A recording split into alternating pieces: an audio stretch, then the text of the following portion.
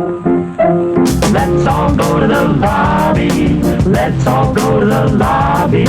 Let's all go to the lobby to get ourselves a treat. Delicious things to eat. The popcorn can't be beat. The sparkling drinks are just dandy. The chocolate bars and the candy. So let's all go to the lobby to get ourselves a treat. Let's all go to the lobby to get ourselves a treat.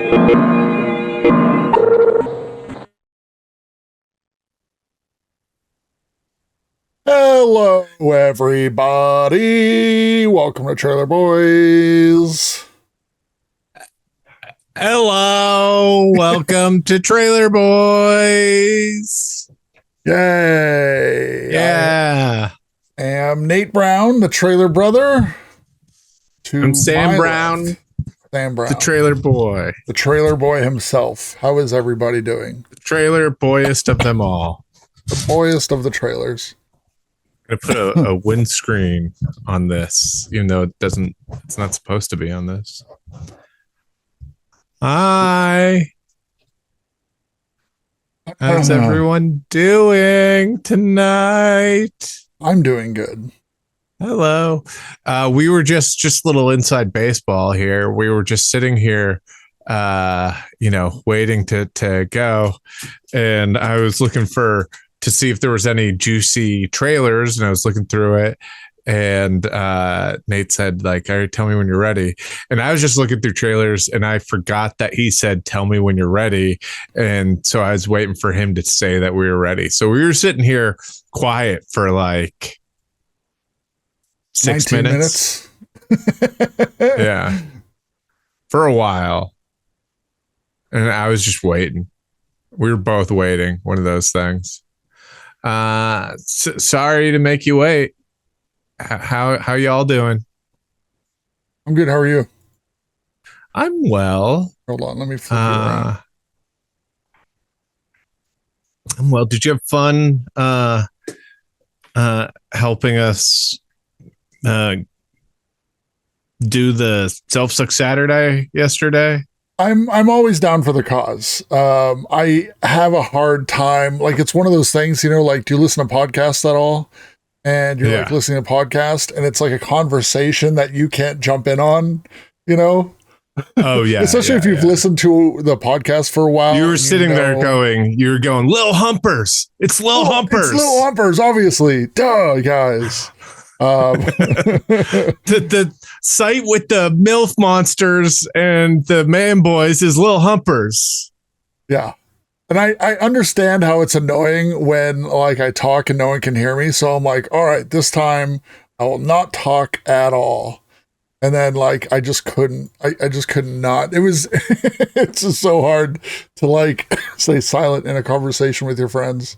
And I'm like, I had full intention of really promoting the show this week and letting everyone know that there was going to be a self-suck this week. But it's always a thing. It's always a thing where it's like we like send out a text on Wednesday and we're like, hey, is everyone going to do the show? And then like no one replies. And then you send out a text on Thursday and you're like, yeah, no, about that show. And then like two people reply and you still need that other person. And then on Friday, you're like, are we all in? And then finally everyone's all in. And then it's like, all right, now I got to promote it. But then you have something else going on and it doesn't end up happening that way. So sorry for people that missed it because we do a bad job of promoting our streams. To his credit, Timmy also he always responds to the texts. Yeah. And he did promote it. Yeah. But same day. But I mean, that's the thing is a lot of people don't know. They're like, why didn't you give us a better heads up? And it's like, that's the thing is, most of the times it's coming together like the day of, Yeah. So it's a wild live ride. They also expect us to send them a text, to like, hey, here's my phone number.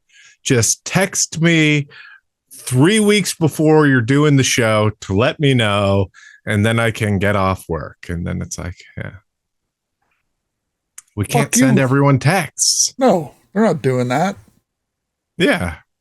You get to be surprised like everyone else is surprised. So that's how that works. Lyshoda says, I expect a pigeon at my window. Yeah. I'll tell you what, we've been sending the pigeons. It's on them. You haven't been training them though. You've just been sending the pigeons. Do you know what I think though? This is what always throws me off about the show. And I am so glad you've been stepped up and been willing to like handle the like tech elements of it. So I'm not having to do like two things while like doing the show, and I can concentrate on talking, but still I end up just like kind of zoning out and chilling. But there was some things I wanted to do during the show, but then, you know, like we get into it and it gets rolling, and then it ends up being like, you know, like this very like, so what movie did you guys see this week kind of thing. And I think that we should do a little bit of producing and come up with some stuff to hit. That way we have it locked and loaded. And because I found a folder of behind the scenes pictures from Whitest Kids season 3 or season 2, I think. We could have gone through those. Yeah, show notes. Yeah, just make some notes. Yeah. I feel the other hard thing too is like most of you guys join like 2 minutes before we go live. So I have to like really adjust all the windows and stuff on the fly, or some people start to get pissy and they're like, you know, I can't really take a lot of time. I get it. I get it. So I'm doing my best. It is tough. Like doing hosting a show and pushing the buttons is a lot. And it's easier when we have 3 people, because when I have to go in on something, and it's only 2 of us, you know, Timmy will like call it out. And I'm like, just keep rolling it. And then Timmy will be like, what are you doing? And I'm like, I don't want to explain what I'm doing at the same time. Well, what is it though? Tell me. What do you? Because it's something I fucked up somehow, and I don't know you how. don't want to, but just tell me. Just do it. Yeah. We're not great with that. You know what was really funny? Was you remember when the guys used to give me a really hard time about pushing the buttons while we were doing the show, and they're like, "It's easy. What do you got to do?" And then Trevor did Newsboys by himself. No. And was it Newsboys or Flagship? Or I feel like, Flagship he did by himself, but I feel like even Newsboys, I forget. Well, like I'm surprised that like he didn't call me up and go like, "Hey Sam, the Twitch channel burnt down." And I'm like, "Wait, what?" And he's like, "Yeah, I set the Twitch channel on fire." It's like, you can't do that. And he's like, my fault. I don't know. Yeah, his Flagship. Yeah, he like didn't have audio, or he had to get audio off of his phone or something like that. Oh did he have to do his guest like off of his like, "Hey, the audio from the laptop to the microphone"? Yeah. So it was like really bad. And that was the one he's like, "All right, next week we got to do something different." And I was like, "Sam could help you with this." And he was like, "No, I won't give him the satisfaction." Yeah. Yeah. Ron Gina produced one time. He never gave me the satisfaction. Bitter to the end. No. Yeah. That's real friendship right there. Yeah. That just goes on for eternity. I do want to highlight something about our show today.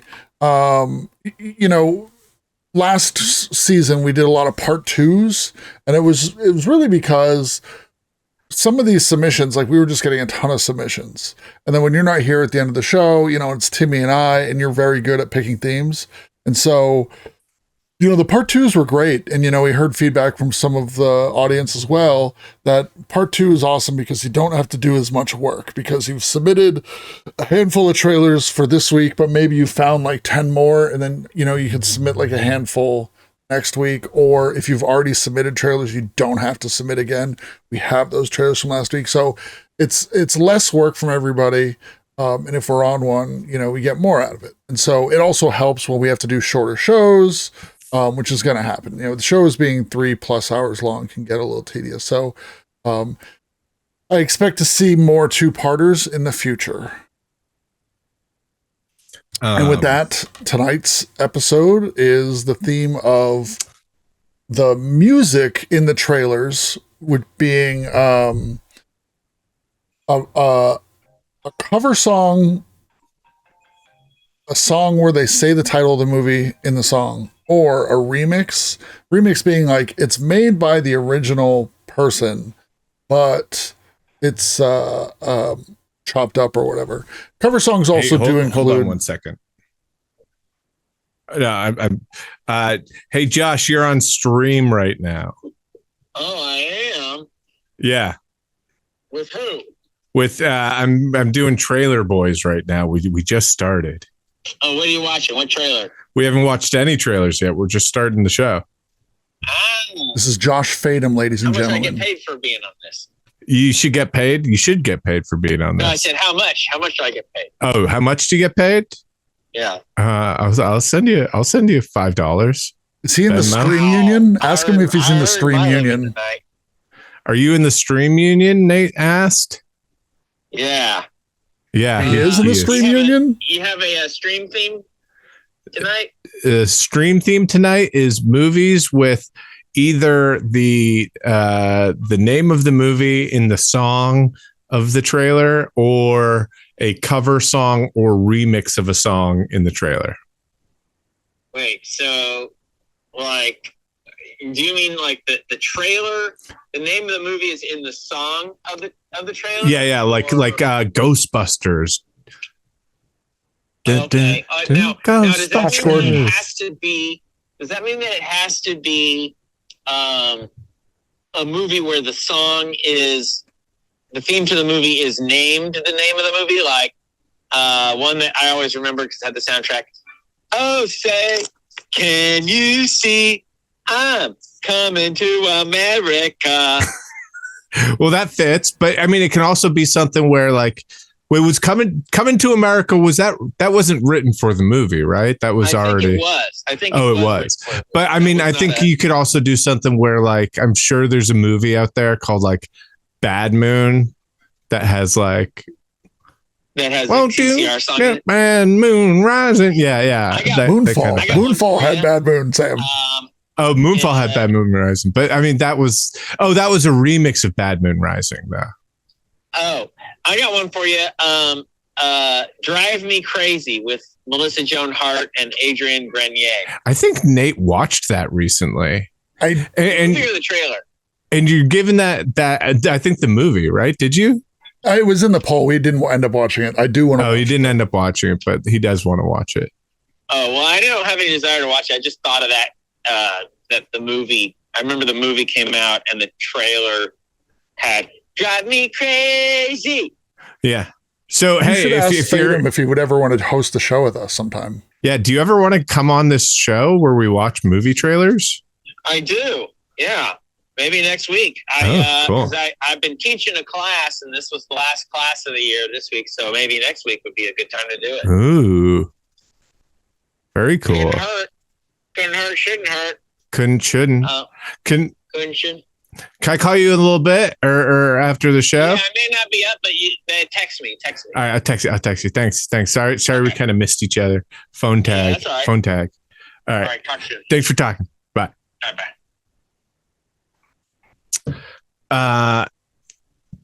See, guys, I told you I knew Josh Fadem. No one believed me. No one believed me. You're watching right now, please. Josh Phantom? No, Josh Fadem. You know what? Do you know what I don't think we've ever done as a theme? Nate? Sorry, I was texting. Oh, sorry. I forgot to send my condolences about Bobby. Okay. Josh has a wonderful dog who has moved on to the next plane of existence, and recently, and he's one of the greatest. His name is Bobby. What's a good theme? Sorry. What theme? I don't think we've ever done. Maybe I'm wrong, but I'm like, I don't think we've ever done this as a theme. Comedy. Seems vague. I mean, I don't know. I mean, we could make it more specific, but we've never. I don't think we've done like sci-fi, haven't we? Yeah, I think we did hard sci-fi. Hard sci-fi. Okay. Yeah.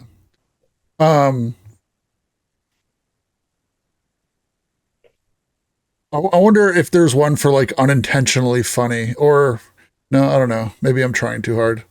You know what I watched last night after Self-Suck? What?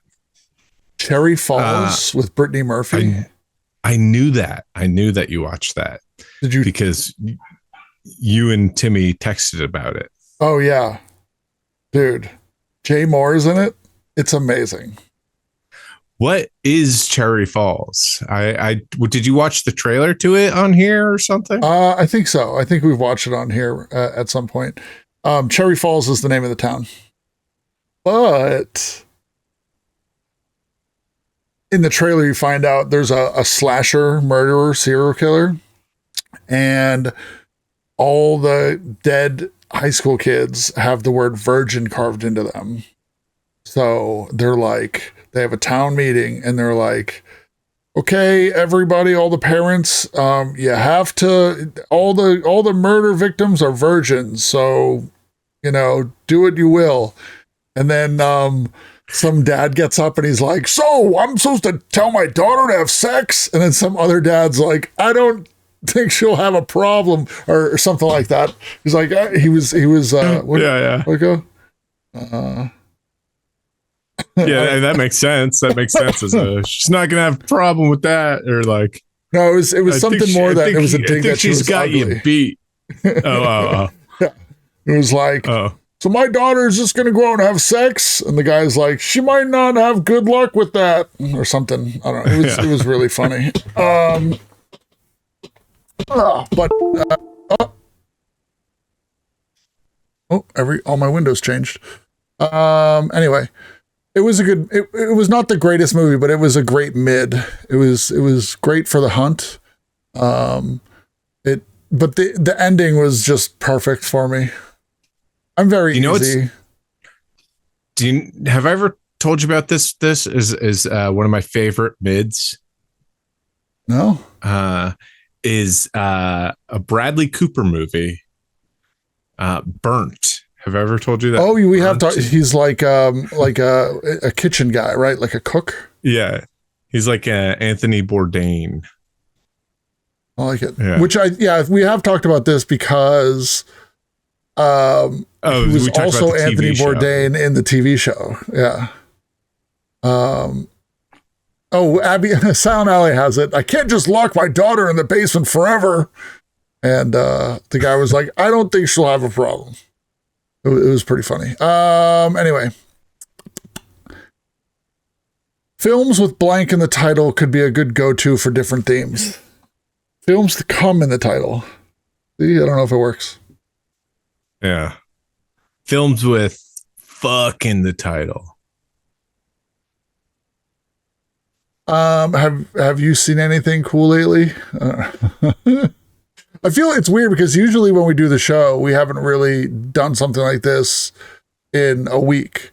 But last night, we kicked it for a bit after Self-Suck. So it's like we just talked. I don't think I talked about this, but actually kind of recently I watched The People Under the Stairs, which I hadn't seen in a while. Never seen it. You never seen People Under the Stairs? No. I assume it's like a horror movie, right? Yeah. Oh, you might want to save that one for October. All right. Remember. It's rad. It's very like 1991, where it's like very like it's like about like the ghetto, like kind of thing. It's like a silly Candyman almost in a way. Okay. Where is this the one Paris Hilton is in? No, it's one of the kids from the Mighty Ducks that was in the problematically named Oreo line. Oh yeah. one of those kids, and Ving Rhames, and have you ever seen Twin Peaks? No. I saw the movie Firewalk with Me, and it gives away like the whole end. I started watching Twin Peaks, and somebody was like, "Oh, you got the movie," and then I was like, "Oh, I'll watch a movie," and then it like kind of gives away the whole story. So I was just less interested. You should check out Twin Peaks. It's really good. And they were originally not gonna solve the mystery at all. So, are you okay? Do you have a headache? Yeah, it's there's like a weird storm coming in, so whenever like the atmospheric pressure changes drastically, I feel it.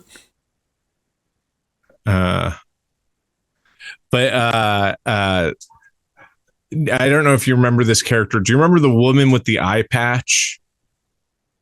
Nope. Who was obsessed with silent runners on her curtains, figuring out some way to have her, and her husband was like the town mechanic, and she was like really this like off, like that couple was in People Under the Stairs. And also the guy who played the Aaron Burr guy from the Got Milk commercial is in it. Do you remember that guy, that actor who was in a ton of 90s stuff? Aaron Burr. He was also in Never Been Kissed as like. Almost watched that last night. Oh, I love that movie. But he was Ed and Nadine. Yes, Grimward. Yeah, thank you. Ed and Nadine are in it. And he was in Jury Duty. You're right, Zach Touchdown. He was like the guy on Raymond Burr, not Aaron Burr. Raymond Burr. But he plays a guy, like one of the like people under the stairs who has his tongue bitten off, and why does he have his tongue bitten off? Like somebody else bites his tongue off? I forget what the whole tongue. He's missing his tongue thing.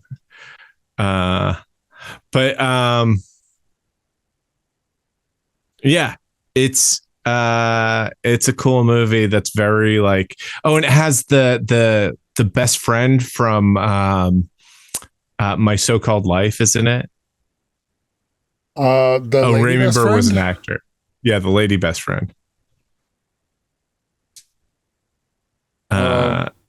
It's one of these like weird movies that like there's not a lot of other movies like it.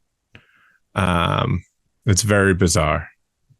I'll have to check it out. And it's about like the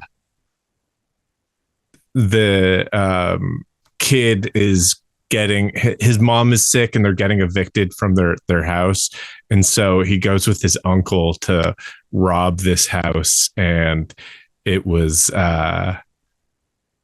the house is like this weird like booby trap house that these weirdos live in, and there are these like people that like live in the walls of the house. It's really cool. In the stairs? Yeah, People Under the Stairs, yeah. Morwana says, first time catching TBZ in a while, literally watching on my TV. This is like the lowest energy. This is like the lowest energy start to a show we've had in a while. Yeah. You and I haven't done the show slowly describing People Under the Stairs. People Under the Stairs is really good though. You got to check it out. All right, it sounds like that movie with the blind guy. Yeah, it's kind of like that. Don't say a word. Don't say a word. It is kind of like that, but like a very goofy version. It's not Don't Say a Word. Don't Say a Word is a Brittany Murphy movie. Don't make a sound. Don't smell anything. Don't light your farts. Sam, I've been pushing it for like 6 months and gotten no traction. Oh, People Under the Stairs. Oh, you got to watch it. He's a liar. Dr. Don't breathe. Don't breathe. Yes, that's it. Don't breathe in my fart. Yeah. There is definitely less turkey basting, but there is a lot of weird stuff like that in this movie. And it's all like basically like the theme of it is like the bad guys are these like white crazy landlords who are, you know, keeping the ghetto poor. So that's fun. It's kind of different because now it's all like white crazy landlords that are like trying. Well, yeah, I guess they are trying to keep the ghetto poor because they're making rent so high that you can't afford to like do anything else with your life. Yeah. All right. What else we got? Okay. Should we watch a really problematic trailer for coming attractions? Definitely. Okay. This is one of those Daily Wire movies. Ooh. Oh, before we get into that, sorry. Can we put up something while we watch that or put up something on the screen that says we do not support this movie? Sure. Let me say this. While we get into that, Beach That Makes You Old has been streaming faith-based movies for, I think it's the 5th week now. Beach, can you verify?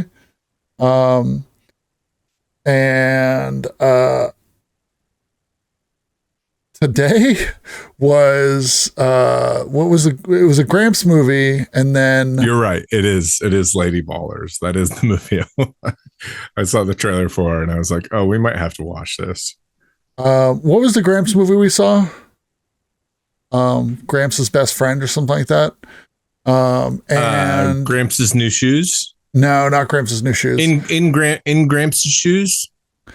No, it wasn't about shoes. It was about dating. And so Gramps. Oh, Hearts Trump Hearts or something? Hearts Trumps was like 2 weeks ago. Best Friends Recycled. We've watched the trailer on this before. Oh, okay. So Gramps has premarital relations with a woman, sexual activity. I don't even think he says sex. And at one point, and I got in at the very end, and then Beach had to explain it. He thinks he has AIDS. Like he thinks he has AIDS, and then in the movie, in like the last literal 60 seconds of the movie, he gets a phone call and finds out he doesn't have AIDS, and then him and the girlfriend get engaged because he doesn't have AIDS. This is the actual movie. So if he would have gotten AIDS, she would have dumped him. Exactly. How did he get AIDS? Wait, he had sex, or he had sexual activity. It didn't even say sex. He kept saying sexual activity. So Beach was saying it feels like he got like a hand job from some lady, because it doesn't sound like anybody said anything about why he wasn't wearing a condom, which I find funny, but yeah. Sexual activity, got AIDS, and then didn't get AIDS. But I just thought that was. Thought he got it. Yeah, he thought he got AIDS. It was an AIDS scare, but they're really swinging for the fences for it. It wasn't even like. She had already resolved to marry him regardless, even if okay. Oh, okay. You got to imagine though that he like. If he was like, we had sexual relations and I think I might have AIDS. There's something he's not telling you. Like there's something the movie's not telling you, you know? Yeah. What did they cut out? The fucking Gramps sex scene? The scene where Gramps goes cruising. I had to stop watching his stream like a couple weeks ago because it's like they try and do, they try and play the narrative and they have other characters that are non-Christian, liberal, progressive people. And they get into these, conversations, and then they're always trumping somebody. And you're like, well, there's another reply to that you're stopping. And the person who's playing like the liberal is like, I never thought about it like that. And it's like, there's another question to ask. You can reply to that, but you've given up like 2 questions into it. So and they're like, we got him. And then after the Gramps movie, it was a movie with Howie Mandel and Gary Busey. And it was also insane. It was a faith-based movie, called, The Langoliers. I don't know what it was called. Something like that. The Insurgency. The Langoliers. I think I've heard of that one before. This was the least preachy Gramps movie we've watched so far. Tribulation. But I think The Langoliers is a better name for it. Anyway, let's watch Sam's problematic trailer. All right. Do you got to put up can you put up the titles that say we do not support this movie? Done. All right.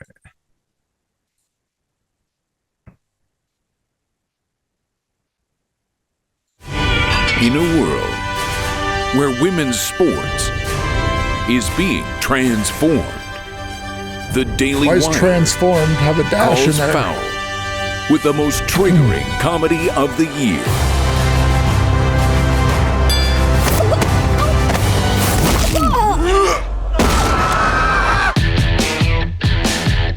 Guys, this is serious. Sports can be your pathway to a better life. Well, like yours?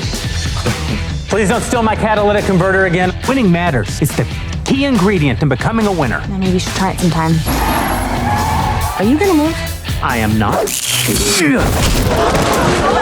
Let's cut to the chase. I know you're not a woman. Hey, you know how he identifies. If you can beat them, What do you know about the U.S. Opens for the Global Games?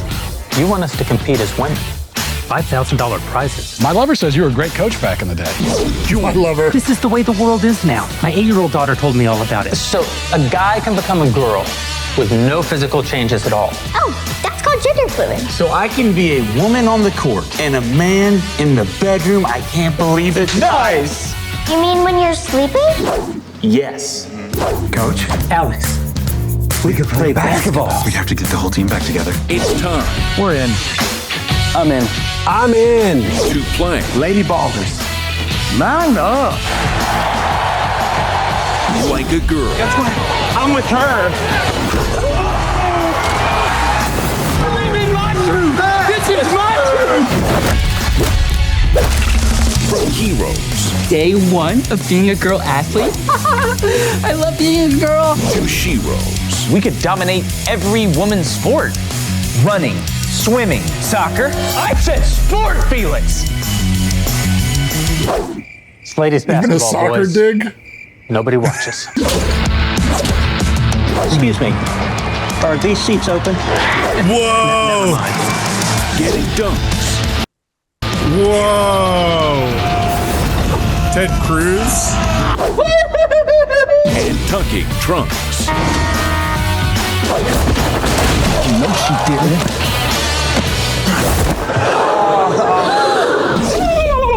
That's the biggest I've ever seen on a lady. I don't care. Lady Ballers. Oh, wow.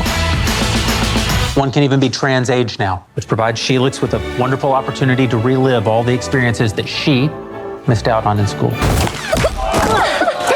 Streaming exclusively on Daily Wire Plus December 1st. Man, it's streaming exclusively on Daily Wire. Oh, I can't go to theaters to see that one. Oh, man. I have to see this movie. I have to see this movie. Oh.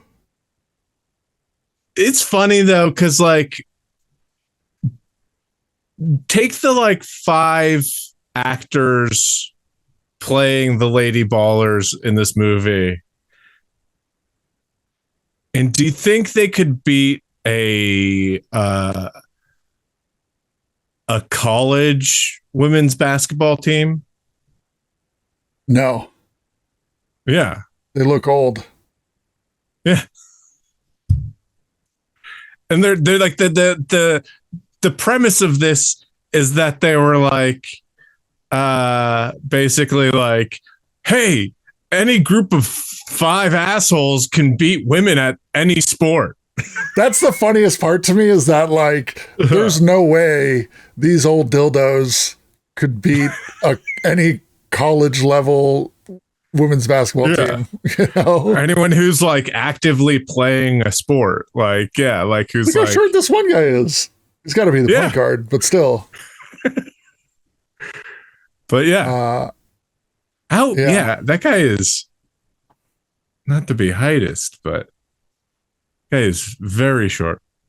He's very short, Sam.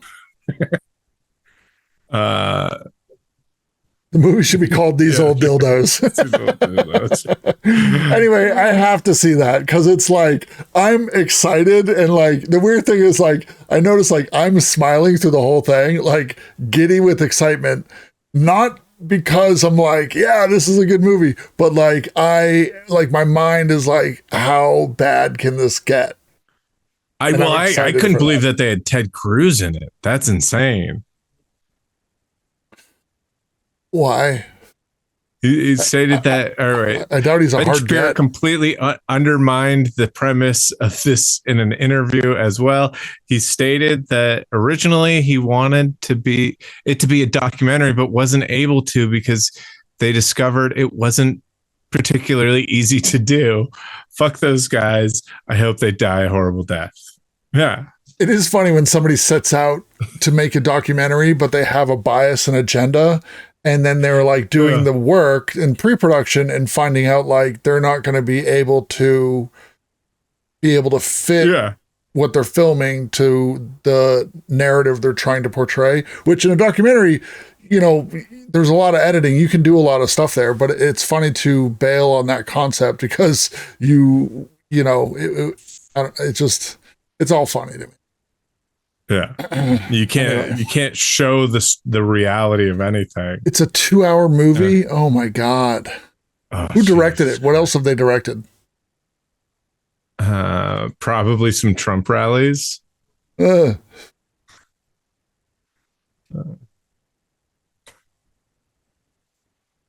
on.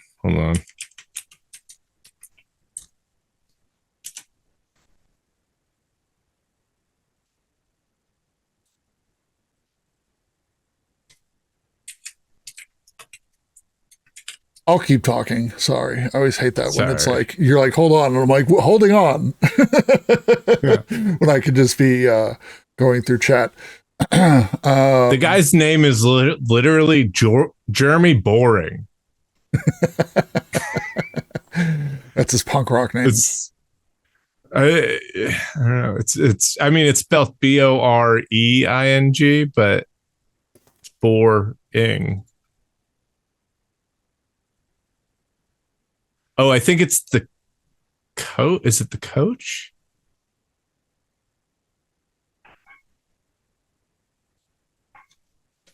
He's the executive. He produced a lot of stuff. Let's see what he's written. He's written Spiral, but not the Saw movie. Byron Phillips Found, The Arroyo, Enough, Jeremy Razor's The Greatest Commercial Ever, Town Hall, Your Offer to Steven Crowder, and then Lady Ballers. Let's see what Enough is. It's got a 3.4. Isn't that below mid? Yes. Daily Wire CEO and God King Jeremy Boring brings you his latest rant. So it's the Daily Wire's co-CEO. His latest rants on big government, big tech, and all right. Sounds like a pleasant fellow. Imagine having to like, you know, it's like Daily Wire people exist everywhere in comment sections, you know?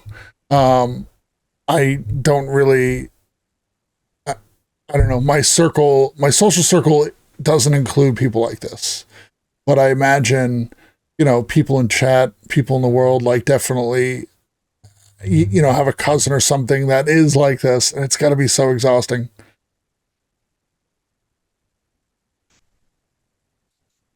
These are all like Daily Wire podcast hosts, or the cast. There's Jake Crane and Blaine Crane. That guy's parents named him Blaine Crane. That's embarrassing. The one, the part where he had tased and his head hit the table really hard, that was a pretty good physical gag, you know? Yeah.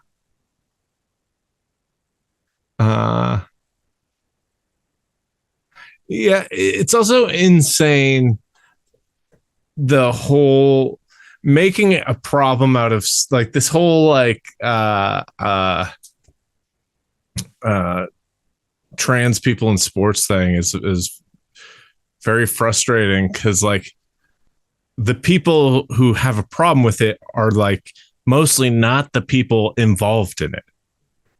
You know, it's much more of an issue of like people coming in and being like, hey, this isn't right.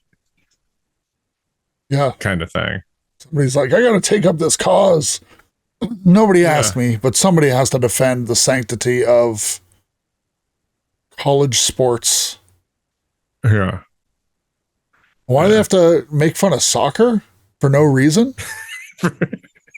That's the thing you're most offended by. Yeah, what the fuck? I was totally on board with this whole movie up until that one point. I was like, you tell them. Anyway, you have any other coming attractions? Oh yeah.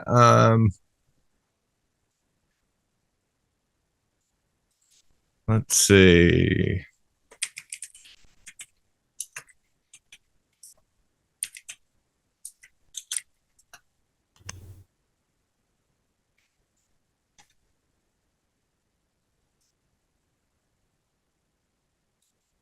Ready? Yes.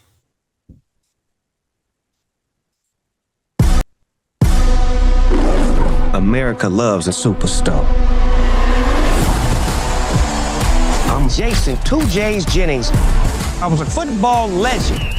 But once you reach the mountaintop of greatness, everybody wants to see you fall. 2J's just got smoked.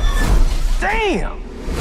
You pled guilty to charges of speeding and damage to city property. I'm recommending community service with the Long Beach Recreations Department. I thought I was getting like some Martha Stewart kind of treatment. You too good for the community that raised you. From the depths of the That's his friend. Is this a true story?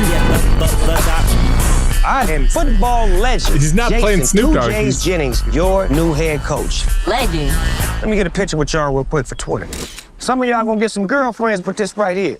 This is Mighty Ducks. Kareem, Tyson. I've been trying to get back in touch with you for years. I know you've been thinking about me, and I know you've been trying to get in touch with me. Is that pretty much right? You just put a gun in my head. Relax, Jay. The safety was on. Oh, no. It wasn't on. I love Mike Epps. I love Mike Epps.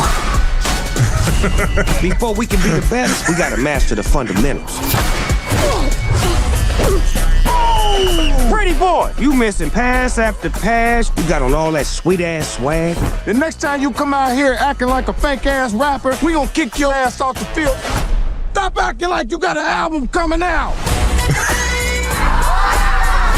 JJ, how you liking this game? Coach, this is a mess. I don't know what I'm doing. Do you remember what you were like when you showed up freshman year? You were a pain in the ass. I don't owe nobody nothing. Sound just like me. If you really want to win a game, stop pushing away your team. Let's go!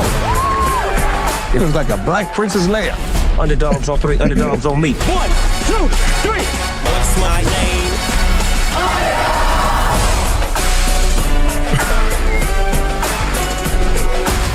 I got your mascots right here. Beekeeper and Skrilla. 2 dogs for 2 G's. I found them chained up in the back of the winter snitches. Can we unlock the seal for a coming attraction? Oh, it didn't work.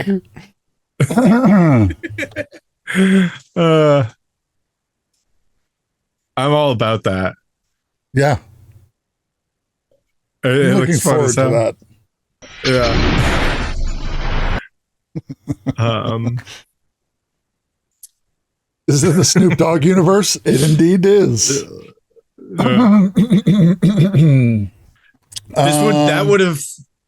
That would have fit the theme, because there was a remix of the Snoop Doggy Dog. Yeah, definitely. Well, do they say underdogs in the thing?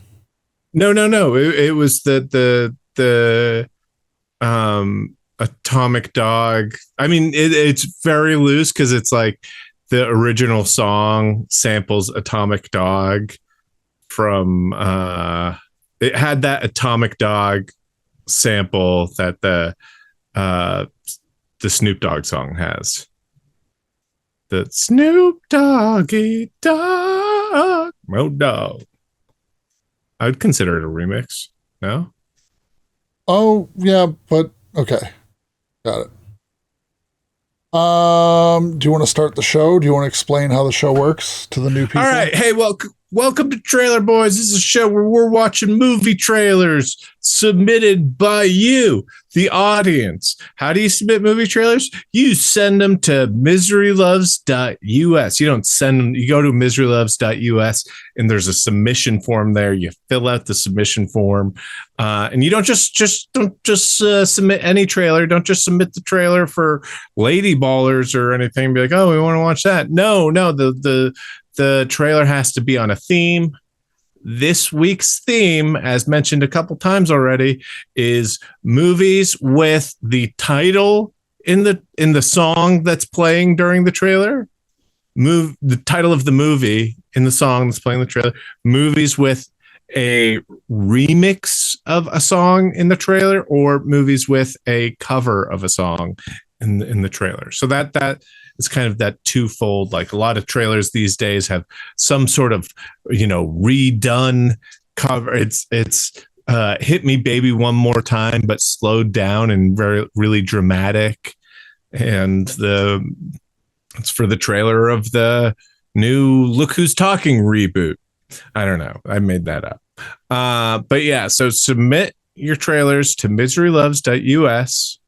And it's a live list. So if you submit something now, we'll see that on the list. And after we watch the trailer, we'll vote on what we think of the trailer. And you, the audience, will vote yes or no. And based on the percentage of you that vote yes or no, we will be giving it a number of points. And it works basically. The audience has up to 4 points, where if it votes 0 to 25% yes, that is a 0 point trailer. 25 to 50, 1 point. 50 to 75, 2 points. And now it's a little different than this image here. This image is a little outdated. 75 to 95 is 3 points. 95 to 100, 4 points. And then we also have a bonus point we can give a trailer. And then we'll vote on what is the trailer of the night at the end of the night. Cool. And this week's trailer, this week's theme, again, is movies with songs in the trailer that either are covers, remixes, or have the title of the movie in the lyrics of the song. The leaderboard right now, Flanja with 26, Panwell with 21, and then Moondoggy, Anthony Potkines, Resident Steve Away, Stork Away, Butterfly Beulah, Beach That Makes You Old, Rex Bosworth, Champion of Man, and Where Is the Future? Got a couple of former champions up on the list there. But let's talk about the new blood here. Where Is the Future? That's a new one there, right? And Correct. I feel like Moondoggy and maybe Anthony Potkins haven't been this high up on the leaderboard before. So yeah, good job. Keep it going. I've got one if you're ready to start. All right. Yeah.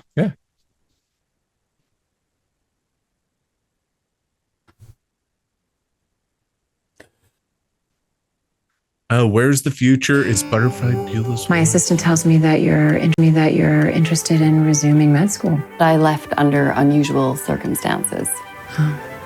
You remember the accusations made against Alexander Monroe? I don't. He took a girl back to his room. You know, we get accusations like this all the time. So it's a he said, she said situation. What would you have me do? Ruin a young man's life?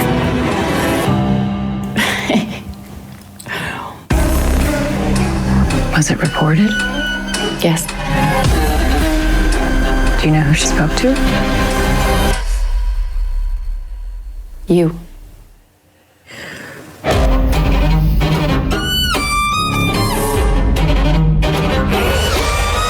Well, the doctor's here.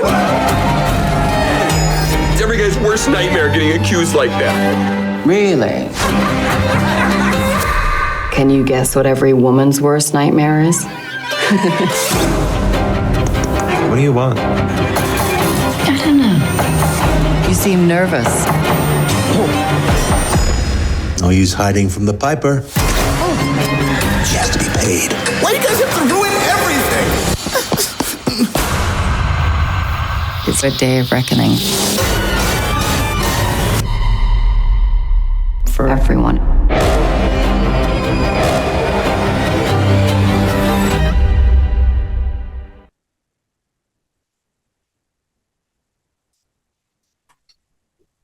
Promising Young Woman. If you didn't know, Sam, the cover, it was Toxic by Britney Spears. Yeah, that's funny. Way to work that in. Because I just said, hit me, baby, one more time. And you. That's what made me think of it. That's why I was like, I got to do this. What'd you think of it? I loved it. It's a dark trailer. It's a dark movie. I really enjoyed the movie. Have you seen the movie? Yeah. The context here says 2019, 2 minutes, a dark movie about a young woman who goes on a vengeance tour against a man who assaulted her and destroyed her reputation. Kind of. It's the guy who I won't spoil it. Adam Brody is in it. The trailer is underscored by a symphonic version of Talks by Britney Bitch. The song becomes apparent at the perfect moment. Yeah. I love it. I think it's a great movie. But the pacing of the trailer, without giving too much away, like you get what the movie is, you know. There are a lot of funny parts. There are a lot of comedic actors in this too that crush it. Yeah, what's his name? Bo Burnham's really good in it. Bo Burnham's amazing in it. Yeah. Yeah. I think he nailed it. Psychology behind the casting of this movie alone makes it brilliant. How do you mean? Expound on that.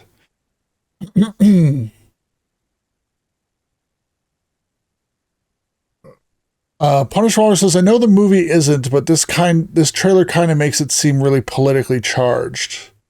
I don't know. Politically charged. I don't know. I mean, I'll tell you this. There was something that lost a point for me on what this trailer was, where I think it was too like one-linery. and it made it seem a little bit cheesier than the movie was. Definitely. Yeah. Do you know what I mean? Yeah, I could see that. I know there's another trailer out there where it's more about the hunting props, scenes of the movie. Yeah.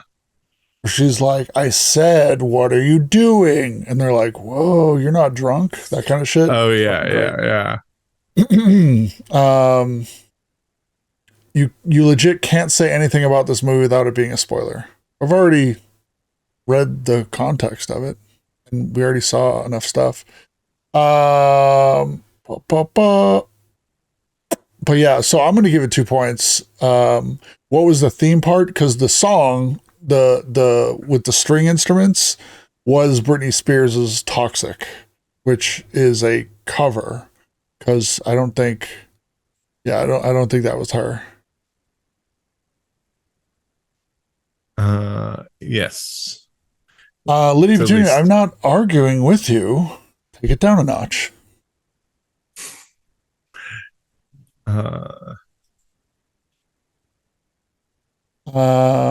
It's a good movie though. If you haven't seen it and you're any little tiny bit interested, it's worth watching. Well, yeah, this should. Now, chat loved this, but it's so close to getting a 4 points. But somebody's not feeling it. Max says, "Nay, let's watch it sometime." I think it's too good for the stuff that we watch. I think it's genuinely a great movie, and I was surprised. Did this win anything during the Academy Awards? I know this was the same year. I think it got nominated for a bunch of stuff. This was the same year as Kid Detective, and those were like my 2 favorite movies of that year. And I know there wasn't a ton of stuff to come out. With pandemic. Yeah, exactly. There was a ton of stuff to come out, and I vaguely remember that I felt that both of those movies didn't get enough recognition. No, we changed the rules where 95% is the cutoff, and it's 93.6. World's Worst Boys. So I think enough time has passed. So we're going to say that's 3 points for chat, 2 points for me, and 1 point for me. Okay, so 6 points going to Promising Young Woman, submitted by Butterfly Beulah. Congratulations, Butterfly Beulah. Okay. It won Best Original Screenplay. Okay. All right, ready? Hold on. Yes, I'm ready now. There were a bunch of 2s and the number never changed. My thing will show me, it'll say like already voted. So people can hit 2.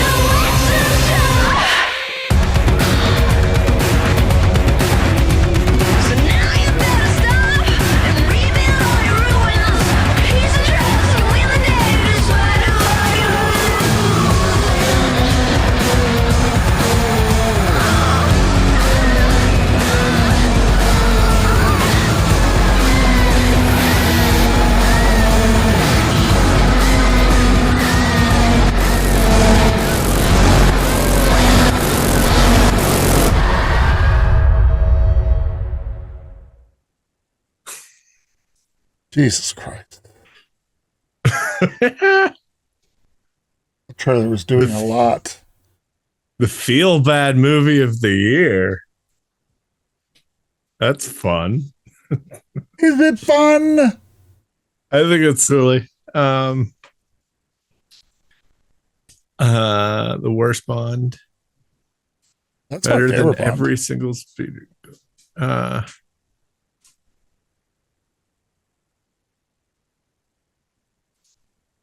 I like these Fincher trailers. And now I want to point out, like, multiple people have submitted that movie. So I don't know if there's a different version of that trailer, but I just know there is the possibility that gets challenged. Just so people know. While this is up, I really just want to take a quick moment. You guys can still vote on this, but like that was obviously the American version. I just want to, juxtapose that with the original trailer.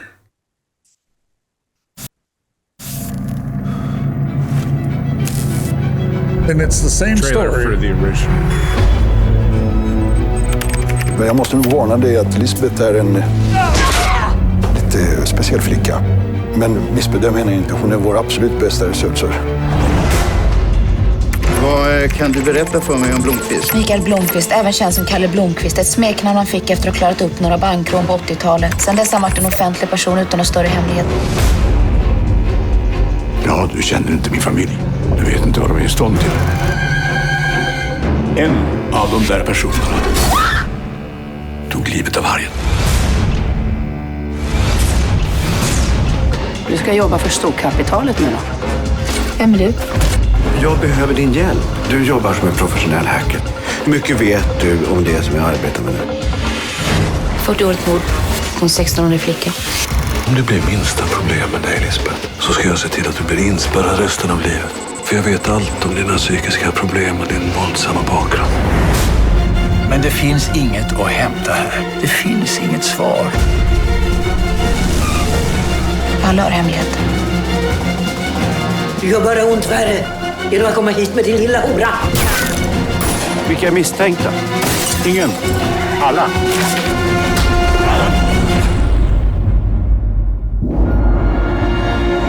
Man, Sam Hader King Gore. Jag vet inte ett skit om det. Det är så det är.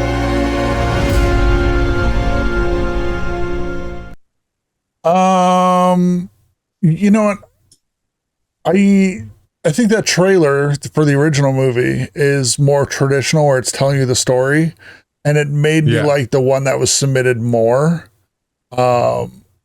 The one that was submitted more is like, it is doing a lot. It is really making this movie seem like something I don't think it is.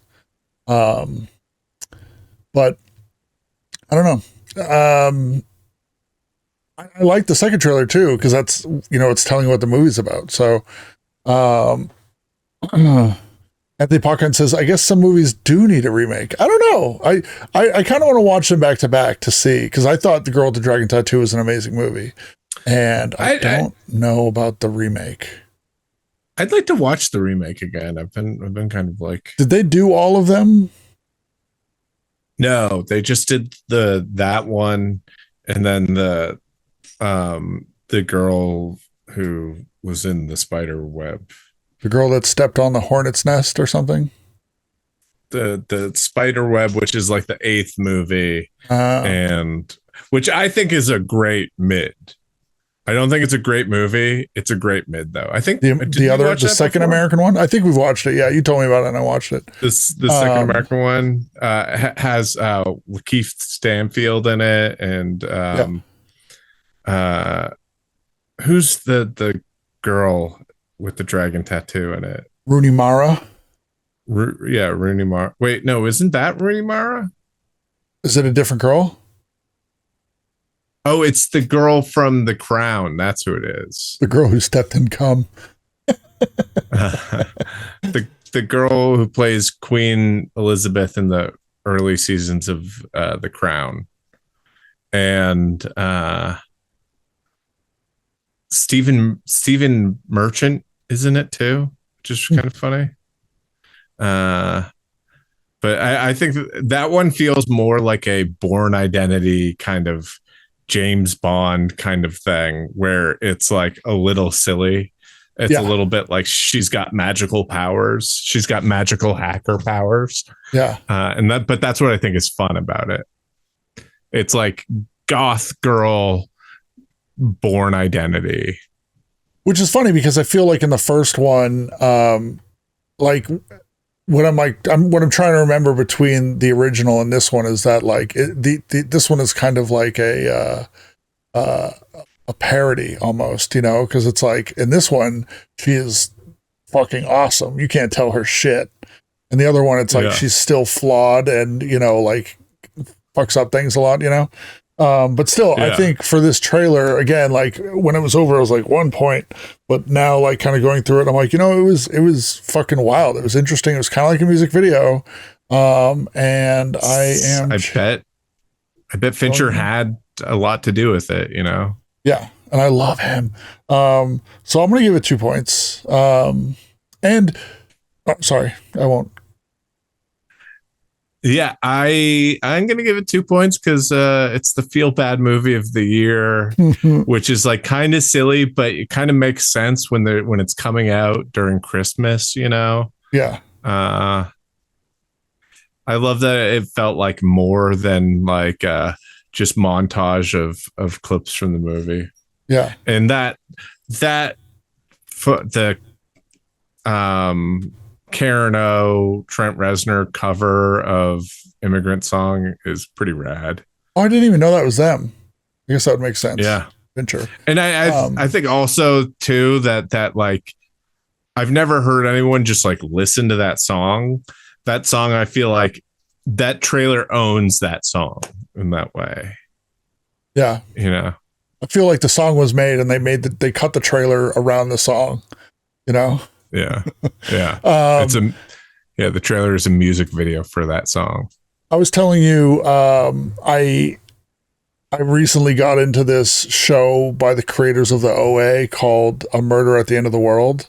And now seeing this, I'm like, oh, that's, you know, Stieg Larsson is dead. So he's not making any more books, you know, but I feel like the OA people were like, man, we really should do a Stieg Larsson story. Oh, they've already been done. Fine, let's make our own, because it's very much like this kind of thing. The lead girl in A Murder at the End of the World is a true crime author / hacker. So you took like the two characters from these movies, like the journalist, you know, who does the research and like, you know, is kind of a detective, and the girl is the hacker, and you just put them into one character. It's funny like that. Oh, I think it's so funny. Like my idea of like computer hacking, like this whole like, oh, I found a back door and like I'm looking through lines of code kind of thing. And then like the reality of computer hacking is someone who knows how to like, you know, con people out of their passwords, basically, you know? Yeah. Hey, we watched Takedown recently, which was pretty funny. Oh, that was the Skeet Ulrich hacker. Yeah. It was great. So chat has given this. Ooh, chat did not like this. This didn't. This got 1 point. So 1 point from chat. 5 points going to Moondoogie. Moondoogie. Get along, Moondoogie.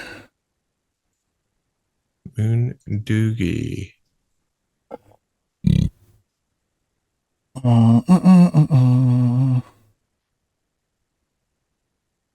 We already watched Social Network, right? Somebody put The Social Network, and I'm like, what is the movie called? The Social Network or just Social Network? This would be a lot cooler if it was just Social Network. Yeah.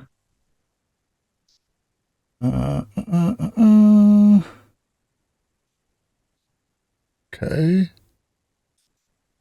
Can't tell. Let's see.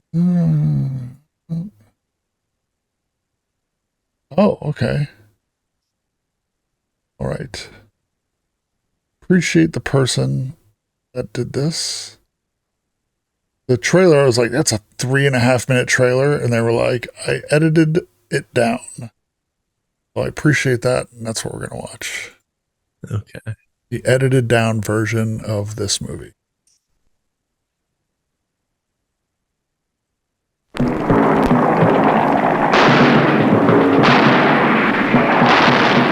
Meet Steve and Rod. They're jungle commandos with a taste for impossible missions. As saboteurs, there was no one to touch them.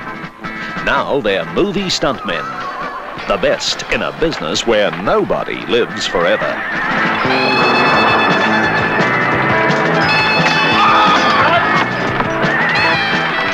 Death Cheaters is non-stop action excitement with as many laughs as gasps.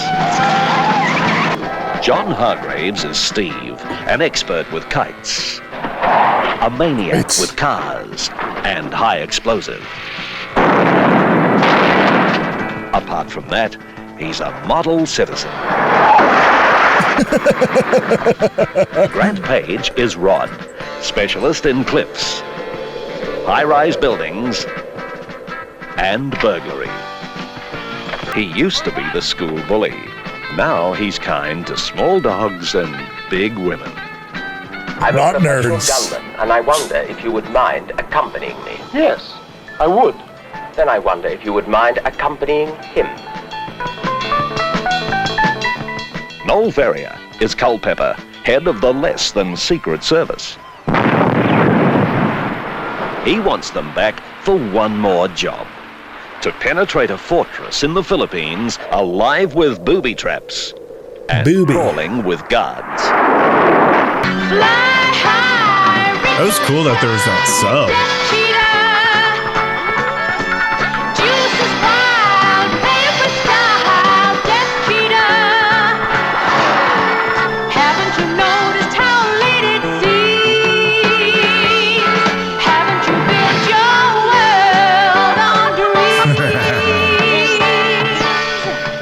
Ooh, that is aggressive kiss. The odds are 100 to 1. Even Rod's dog is worried.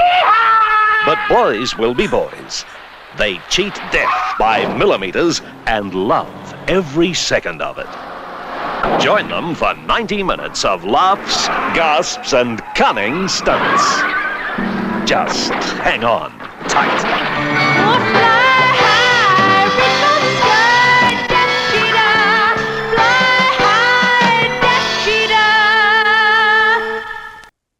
Death Cheetahs.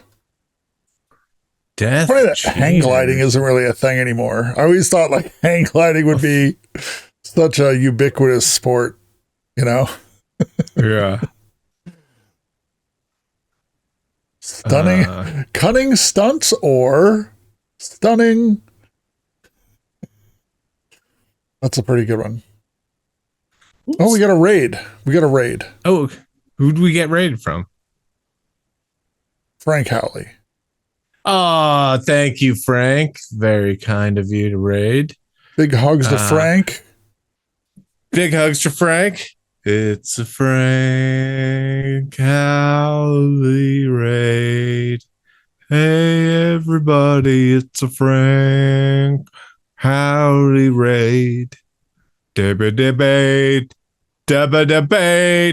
It's a Frank Howley raid. Frank Howley raid. He raided us from his channel.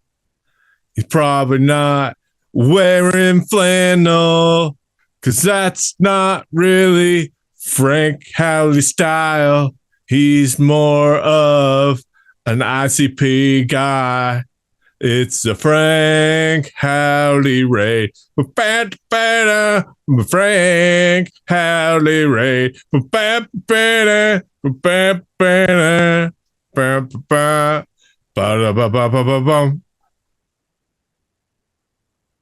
Good one. I like it. Who was your inspiration for that one? I was feeling it was like a little like Toy Story 2. What's that guy's name? Randy Newman. A little Randy Newman, I felt. I think it was more the Beatles. Okay. Got it. The Beatles. It was. I've been listening to that now and then, or what's the new Beatles song? I don't know. I texted you the guys like the second I saw the video. Yeah, that was weird. I was like, oh my God, you guys have to see this. And then no one wrote back. Did you know what it was? Did I know what was? With that new Beatles song, like what they did, like what it was? No. Was they had this song where they had a recording of John Lennon's vocals, but it is now and then. Yeah, they had a recording of his vocals, but there was the recording was shitty, and so they used AI to clean up his vocals, and so they were able to produce it. Did you watch the video? Yeah, it was insane. Weird. Yeah, you guys should do more sketches with Trevor. Yeah. So Death Cheaters, I really liked, and I appreciate the effort editing down from 3 minutes to 2 minutes and 43 seconds, which I would say is generally too long for a trailer, but this worked. I love the bio. Like, he used to be the school bully, but now he's nice to animals and women. Yeah. But not nerds and weaklings. He still beats up sissies. John Hargreaves. That name sounds so familiar, but I'm looking at his IMDb and I don't recognize anything. It looks like he's an Australian actor. Looks like maybe this was an Australian movie. Yeah, it's an Australian movie. I'll read you the context. It says, but the original trailer is almost 3,000. No. The voiceover guy says the mission is to penetrate a fortress that is impregnable. It's pretty funny. 1976, a story about Australian stuntmen doing a bunch of stunts, including throwing a leg of meat through a windshield, gross kissing, kites, explosions, funky theme song that sounds like Death Cheetah. Give me one sec. In 1993, he was in a movie called Blackfellas. It doesn't sound... Look what the synopsis of that movie is, please. An Aboriginal man is caught between his allegiance to his people and his aspiration to escape the cycle of self-destructive behavior. Yeah.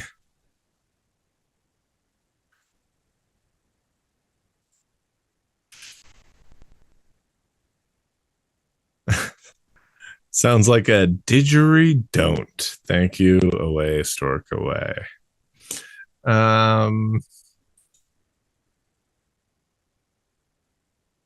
Let's see, who else is in Death Cheaters? What was your favorite part of the trailer? Wait, he was also in a movie called Long Weekend, and the poster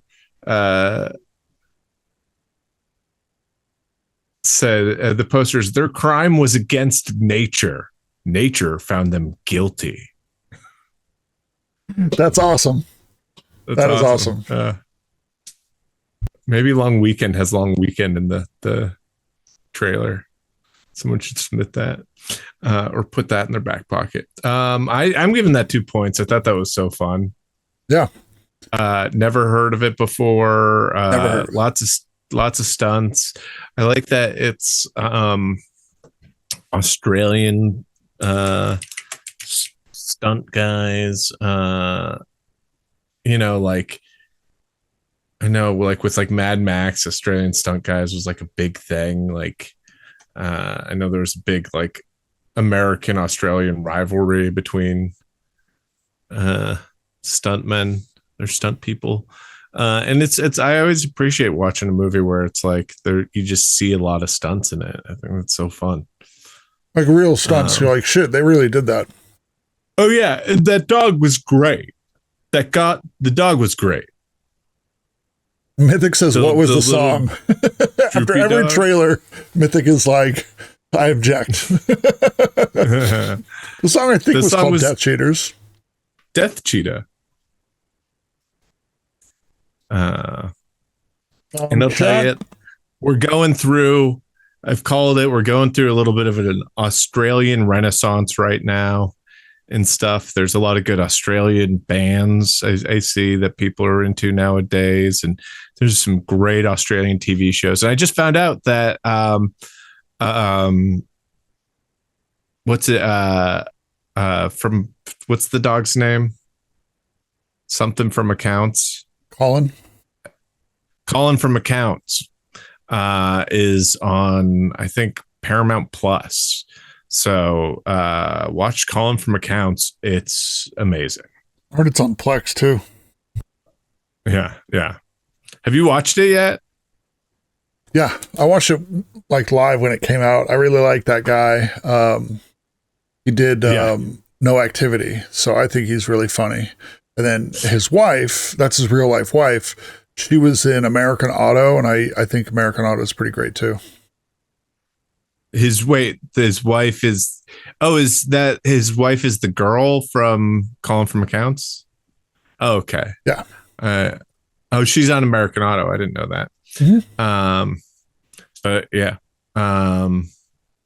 She's also I like the friend. I forget what her friend's name is in the season 2 of Frayed. Frayed is a great show. When is that is that done, or is that gonna come back? No, I think it definitely has a 3rd season. Already out there? Irish church. Yeah, whatever happened to Frank from Ireland? Are they done with that? I don't know. Max is talking about Bridget Neiman. Oh, Bridget Neiman. That one's really good if you haven't checked that out. I think the best thing to come out of this strike is that people are going to look for more international television. And yeah, if you watched Self-Suck yesterday, talk to Darren about Mr. In Between. And so that's on Hulu if you haven't seen that. And that show blew me away. Who would have thought these fucking, prisoner, convict, descendant, like weird speaking islanders could make anything worth watching? Nobody would have expected that. Also, not an Australian show, but with an Australian comedian. I'm also a big fan of Killing It. I think Killing It's really funny. It's 2 seasons on Peacock, and the very funny Claudia O'Doherty from Love. Yeah. All right. So Death Cheaters gets 7 points. I think that was 2 from you, 2 from me, 3 from Chap. Going to Rex Bosworth, Champion of Man. All right. Cool.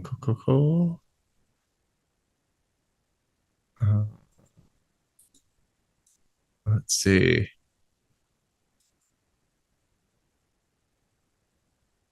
Okay.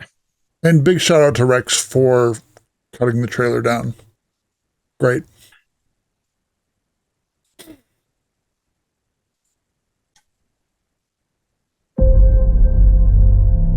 I thought I saw Dad again. She is pretty.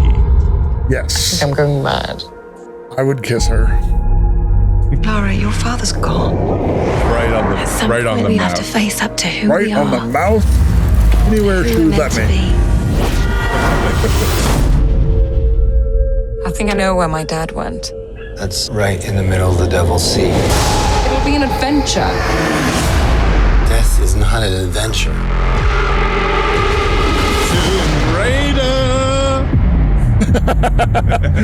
That would be awesome. Shirley Bassey comes out. Yeah. 7 years. She's the girl who raids all the tunes. Your father, he put me here. Now I see the likeness. That guy's great.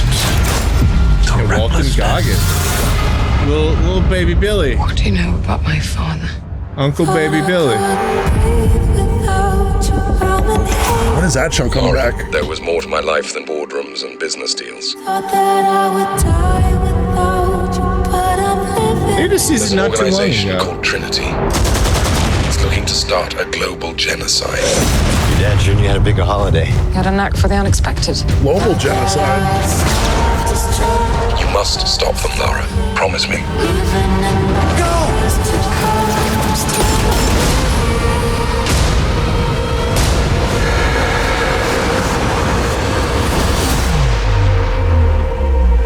Really? Ladies first. Open the tube! I thought he was going to say her legend grows.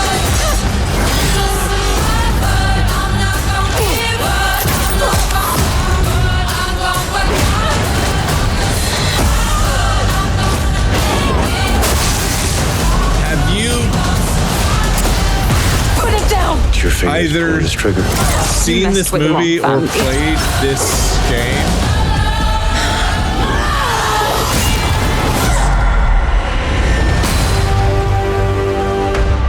Is this based on a specific game? I mean, I think this is a movie adaptation of the more recent Tomb Raider games. Like, they Tomb Raider was doing its thing, and then eventually someone was like, "Hey, what if Tomb Raider was Uncharted?" And they're like, "Yeah, Tomb Raider should be Uncharted." And I think revamped the franchise, and there was like there's been 3 or 4 of those of the games, and I think this is that version of the whole thing. I'm not sure what the more recent. I have played some of those Tomb Raider games, like the more recent ones, and they had like a VR one. They had like if you had PlayStation VR, they had a VR version of it, but it was more like a early stages VR where you couldn't like move around. You had to like point and it would take you there, and there was no action. It was more like you were investigating things, but it was pretty fun. But I've actually been wanting to see this for a while. I just keep forgetting about it. It's like ultimately like a forgettable, because the Tomb Raider movies with Angelina Jolie weren't great movies. So like no good. Doing a remake is like, I'd be hard pressed to say you're going to make a worse movie. Not that the other ones are really bad, but there's room to grow. So I've wanted to see this because that girl is pretty. No one's talking about it. Yeah, no one talks about how uncovered that story. Do you know what I think it is? Is she has her last name's kind of hard to pronounce, and it makes her ugly? No, people are like, I'm gonna think about how pretty she is, but talking about it to people, I don't want to sound like a fool. Yeah, no, I get you. Maybe we'll watch this tomorrow night on After Boys. On Mondays, I stream on the Nate Blackus channel for After Boys, and we'll usually watch something from Trailer Boys. Abby Sally says she's married to the best looking man alive. I'm not married to her. I'm single. Who's she married to? Who's she married to? Harvey Keitel. That's really funny. Plug the subreddit. Obviously, Harvey Keitel. Well, I would have brought it up earlier, but yes, I appreciate it. Oh, she's married to Michael Fassbender. She's married to Michael Fassbender? Snowman? Oh. I'll do the fingering. To be a fly on that wall, right? To be a camera in that bedroom. You know what I'm saying? I will say this, Panwall, who is the season 1 champion, keeper of the scrolls, always finding the good stuff, heads the Trailer Boys subreddit up. He started doing a tournament style head-to-head polling thing for all of last season's winners week to week. So you can join in. Even if you weren't there for the show live, he's actually linked the trailers too. So you can watch the trailers and choose which one you like. Pen, well, what are the options right now? I know we're like a couple of brackets in, but I think the recent one was Highlander versus Weird Science, and I went Highlander because I had that like White Zombie remix. That was like a techno remix, and I was like, hell yeah, that one got it for me. But I don't think I was winning. Oh, that's cool. That wasn't the first Highlander, right? No, it was definitely one of the ones that came out after White Zombie. It was the thing. It was like Highlander Generations or something like that, where the guy from the TV show was in the movie. Yeah. Panwall, what are the current, or is that the current poll? Can someone confirm?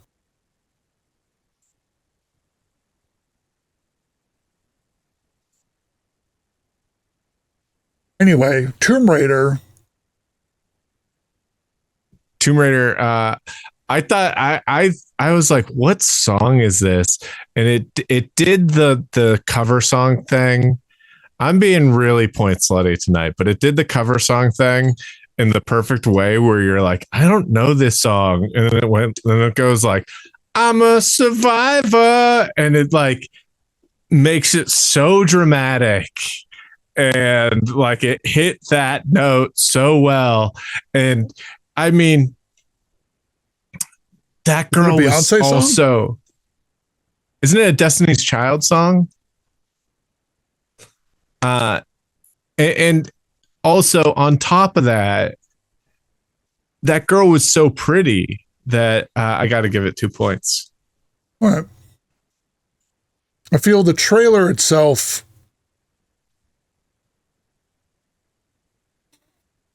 was okay. It was mid. So I am, I'm going to give it 1. Okay. Chat's giving it 2. Okay. Who submitted it? What's the context? Let's see who submitted this one. Let's see. Tight Butt Zero said, to stay on brand with the female lead theme, we're doing tonight Survivor by Destiny's Child cover. And so wait, how many points was that?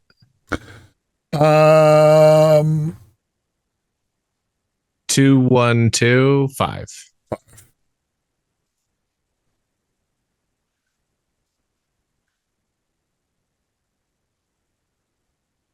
Oh.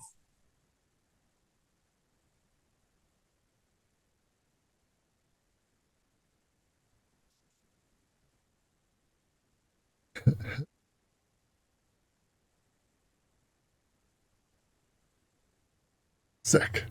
Are you ready for the next one? Yeah.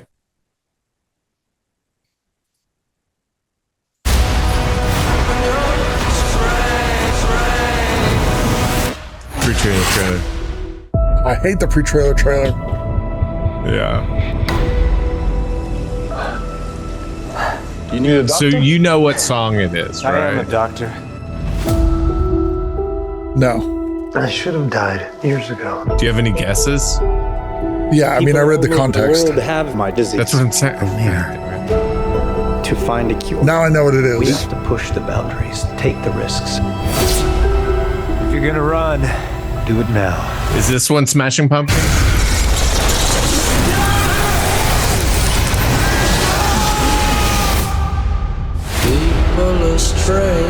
Okay.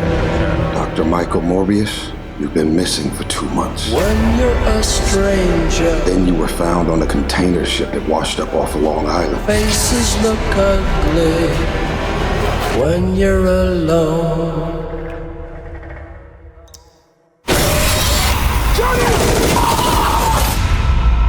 What did you do to yourself, Doctor? I wish I knew. Oh, this guy from Fast and Furious. Tyrese Gibson? To be more alive than ever. Yeah.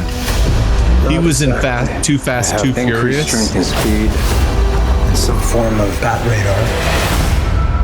What else can I do?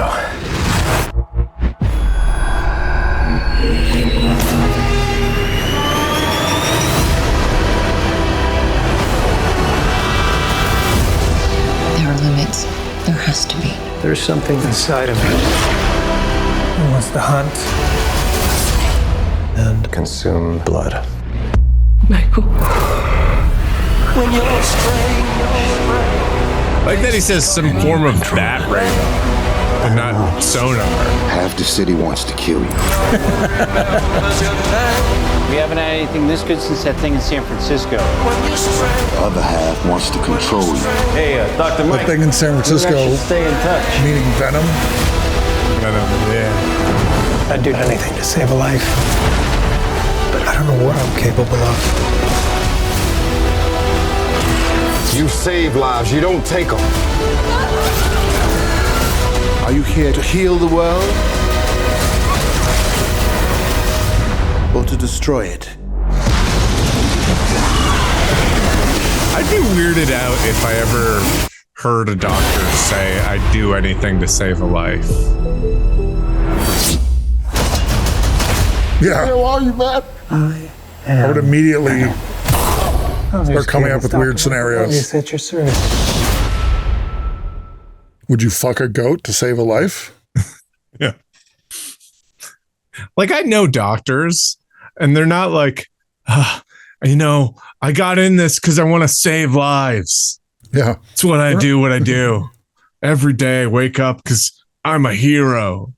They won't even change vacation plans to save a life. Yeah.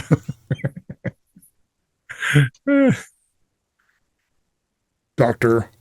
Ilium. Is your insurance going to pay me a ton to show up today? Because if not, I'm out. Morbius is a weird one to me because I was so psyched, for all the wrong reasons. I was looking forward to this. And I've seen it twice and it's so fucking boring. Yeah. And I don't understand how it could be so boring. It should be fun. And I think what it comes down to is I don't understand his powers. Besides the story not being good, I'm so now he's flying and he's turning to mist. Yeah, I had seen it twice being this is going to be great. And does he go I have Dracula powers at all? Or is he? No, he doesn't explain it. And then it's just, there's a lot of silliness. There's a lot of silliness. And it's funny, you saw Michael Keaton in the trailer, right? Yeah. So this is a Sony Marvel movie. Yeah. And there was a post-credit scene. I don't think they were able to keep this trailer because there's a scene in the end of the movie where he meets up with Michael Keaton and he's like, "Oh, we got to kill this Spider-Man." And they were like, "No, we don't want your dirtiness tainting our pure storylines," or something like that. It was pretty funny. The trailer made it look great. Made it look what are you saying? It made it look great? No. Yeah, no, it did not. Yeah. No, I was like, it the trailer was boring. You know what? I have a question. You read comic books. So Morbius is in the Marvel universe, but also Dracula is, right? Yes. Okay. Is Dracula in Morbius? No. Okay. I don't get it. I think technically the only other Marvel characters that exist. Oh yeah, so is Blade. Yeah. It's Morbius, Venom, Blade, and Tobey Maguire Spider-Man. And Tobey Maguire, not Anthony Tom Randolph. What's the other guy? Andrew Reynolds. Andrew Garfield. What did I say? Ghost Rider too. Yeah, Ghost Rider. Oh, yeah, Ghost Rider. Wait, Tom Holland, because Michael Keaton is Vulture. Is Tom Holland. Correct. And that's why they were like, nope, back it up. Okay. You can't have him. You got to take that out. Okay. Huh. I'm giving this 10 points. Oh, wow. All right, I'll allow it. That was like what we played with Darren. Darren's like, how many points can I give everything? 2 maximum? 2. He gave everything 2 points. No, I'll give this a point. I'm going to give this a point because they did the thing with the song. Like it fits it fits the category. Yeah. It is remarkable that they somehow made this Doors song worse, you know. No, this is a good Doors song. You know, so I'll read you the context. And it says Shitty Doors remix. Done. Shitty Doors remix. And in my head, I was thinking, or how does that? Yeah, break you know, the day destroys the night. Night divides the day. And I was like, oh, that I could see that. That's a really cool song to have in a trailer, you know, and that's not what the song was. There has to be a vampire movie that has used Bullet with the butterfly wings, right? That starts out and it's like, the world is a vampire, and it's like Dracula or something. I would hope so. If not, somebody's fucking up. Yeah. All right, what are you giving Morbius? I'll also give it a 1. Or no, I've been 2 points slutty today. 0. All right, so it's 0 from Sam, 1 from me, and 0 from chat. World's worst boy. That's 1 point. Sorry. WWB. You know what's funny? Not I'm gonna be Morbius. farting over here. I'm gonna Zoom, and like this whole like, you know, like doing things over Zoom has made farting so much more of like a less of a gross thing and more of a like punchline, because I can fart a ton. You guys could maybe hear it and it's funny, but would never have to deal with the smell of it. It's nice, right? Let's see if it picks up. No, I don't want to shit my pants. I was hoping for that. You're like, all right, let me try it. I gotta go. Wally is crying. The old Timmy move. I gotta go take care of the kid. Yeah. It was the intro to Whale Wars. Oh, the world is a vampire. Yeah. Oh yeah. That's true. Yeah. I remember that. Whale Wars was so funny to me because I don't know if you ever watched that, right? Whale Wars? Whale Wars. No. It's a fun watch. I think I've seen a couple episodes. Yes, I have. It's a fun watch just because, like, you know, there's a guy who was so militant, he's no longer in Greenpeace, and he started his own thing, and they have this vessel, like a ship, and the ship also has this like stealth ship that they bring around too, that this you know, eccentric millionaire guy made to stop whale things. They have a helicopter. They have a whole motley crew of people in this, right? But they're not like, you know, they're not, I mean, some of the people are ex-Navy, but the majority of them are not, right? So they put a guy, and they're in like the Antarctic. This guy gets in a Zodiac and just goes off. And for like a day, they're like, come in. And they're like, oh, this guy died. And then like, he just shows up and he's like, man, that was crazy. And they're like, what the fuck, man? We've been calling on the radio for a day. And he's like, oh, I didn't turn it on. And they're like, what the fuck is going on? And then like, something's going on and somebody's running around and they ding the prop of the helicopter and the helicopter's like fucked. And they're like, oh, I guess I can't use the helicopter anymore.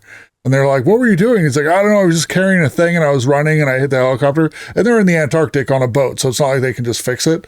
And then the guy who had like the $1 million like stealth jet boat also crashes that. Like that gets destroyed by like a Japanese fishing vessel. So it's kind of like a Three Stooges kind of thing where it's like, they're there because they have a passion for what they're doing, not because they're good at driving boats. Yeah. They don't have responsibilities elsewhere in the world. Yeah. Do you want to watch the next trailer? I do.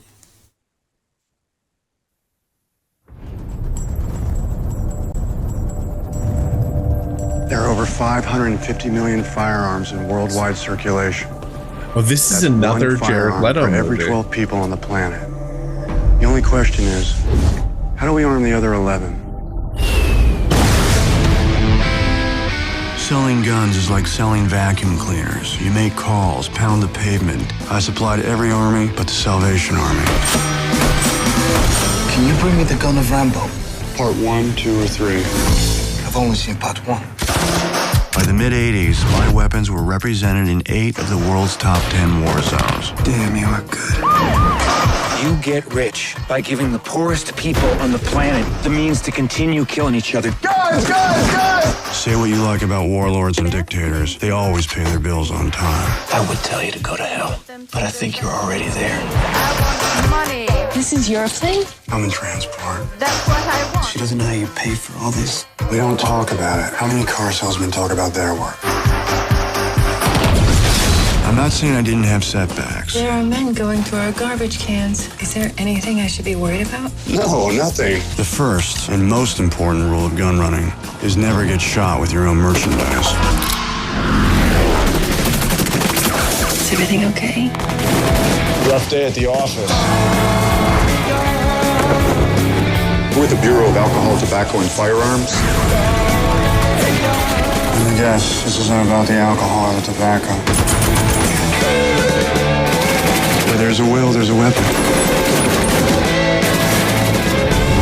You know, they call me the Lord of War, but perhaps it is you. It's Warlord. Thank you, but I prefer it my way. Is this how you want to be remembered? I don't want to be remembered at all.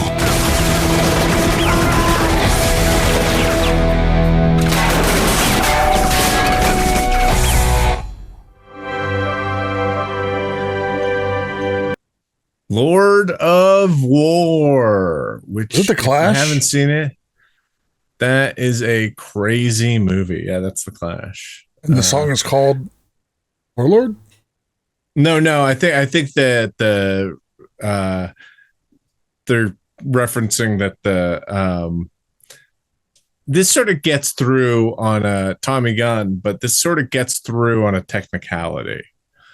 The song in the trailer is a cover of the Beatles' Money, but it's not like a cover for the trailer for the movie. It's kind of like a popularized version of that song prior to this movie ever being a thing, you know?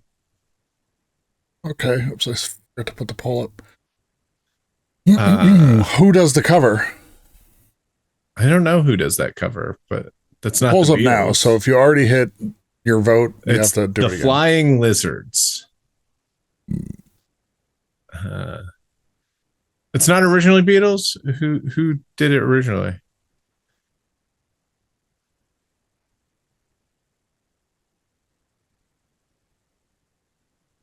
The Flying Lizards did it originally, or no?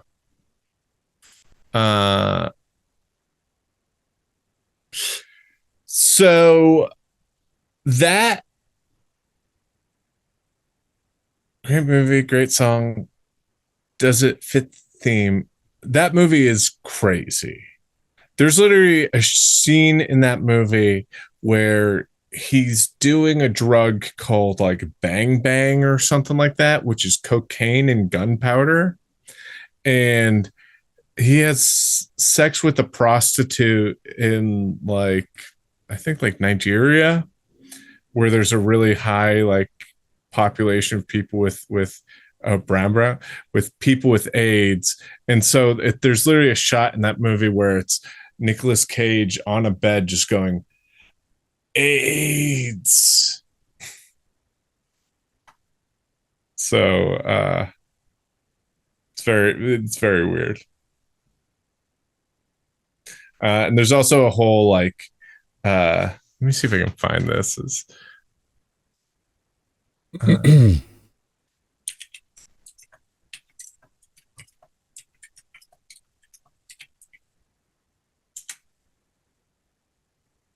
Oh, cool. Yeah, wait. Here, I want to watch a scene from this movie. All right, you ready? Yep.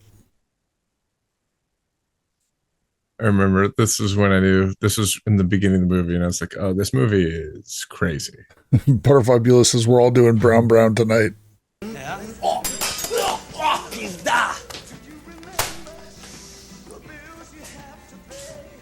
Beware of the dog? You don't have a dog. Are you trying to scare people? No, scare me. Remind me to beware the dog in me. You got that dog in him. Everything that moves wants to fight and kill weaker dogs. I guess it's to remind me to be more human. Isn't being a dog part of being human? What if that's the best part of you? The dog part? What if you're really just a two-legged dog? Beware the dog in me. The dog that wants to fucking fight everything that moves. Jared Leto. That's classic. He's great. I'm looking for other movies that Jared Leto may be in. There are two dogs in all of us.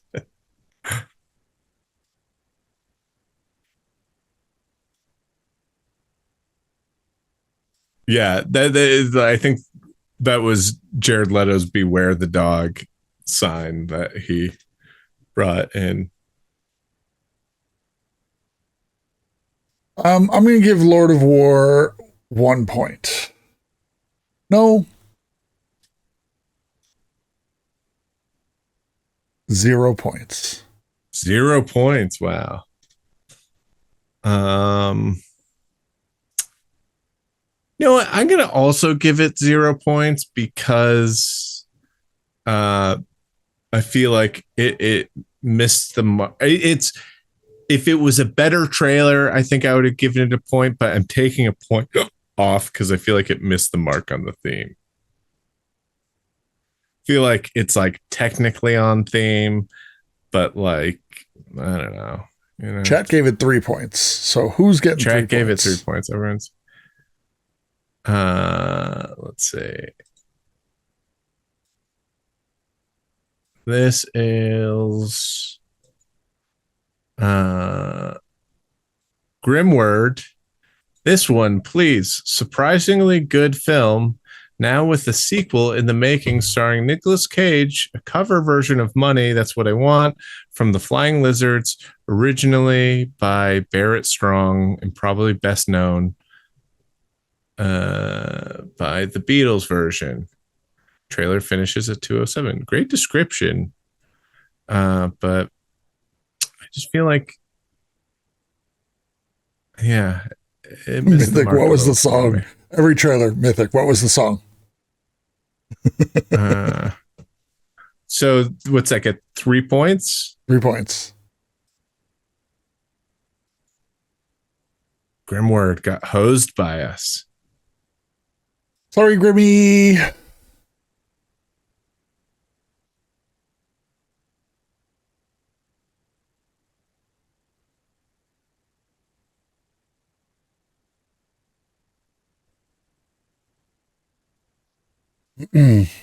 Ready for my trailer?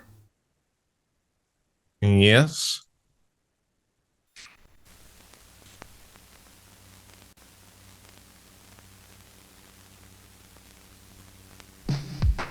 She was born a tomboy. But now she's growing up. You're a mechanic? She's captivating. Independent. Sexy. Who showers like that?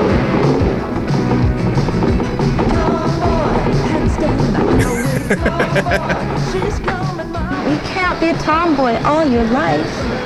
You should be wearing mystic mauve eyeshadow. It's too much. She's not like the other girls. Do you want to go up to my apartment for a month?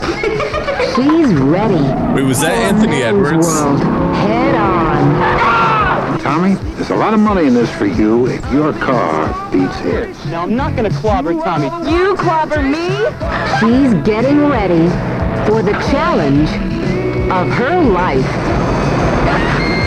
Her ambition is about to collide with It's a real stunt. Careful, Tomboy. You get all that grease washed off, you might discover you're a girl after all.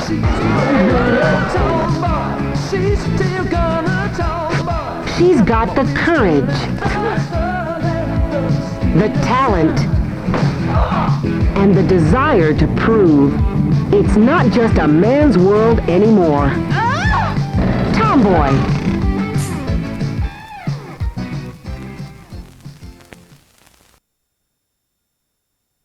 Tomboy.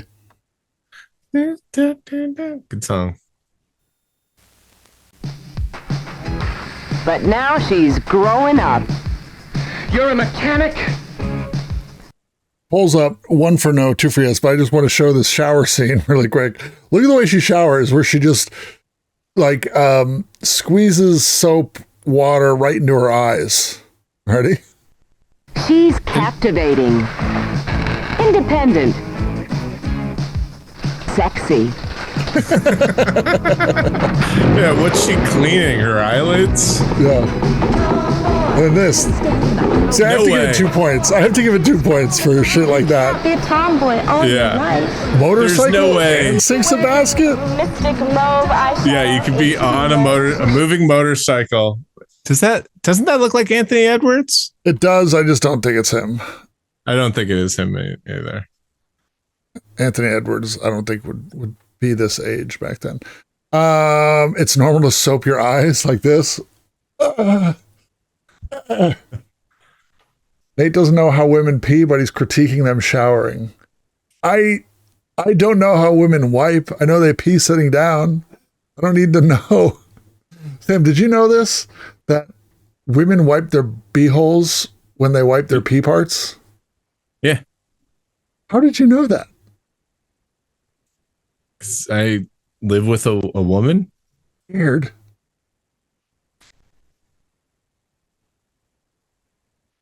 Yeah.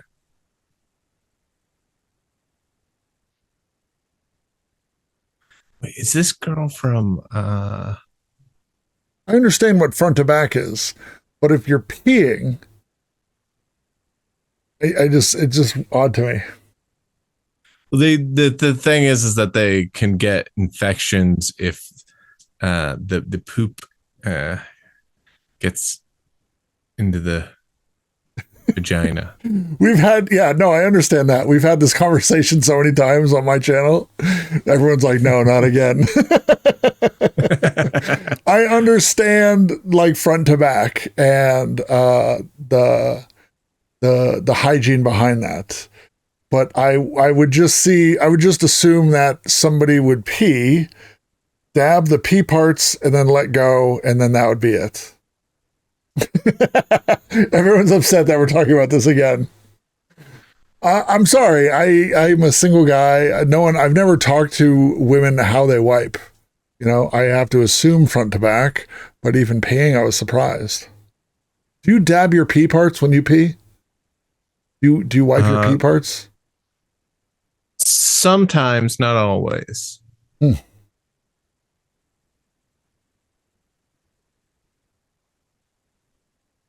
All right. Tomboy. What do you give Tomboy?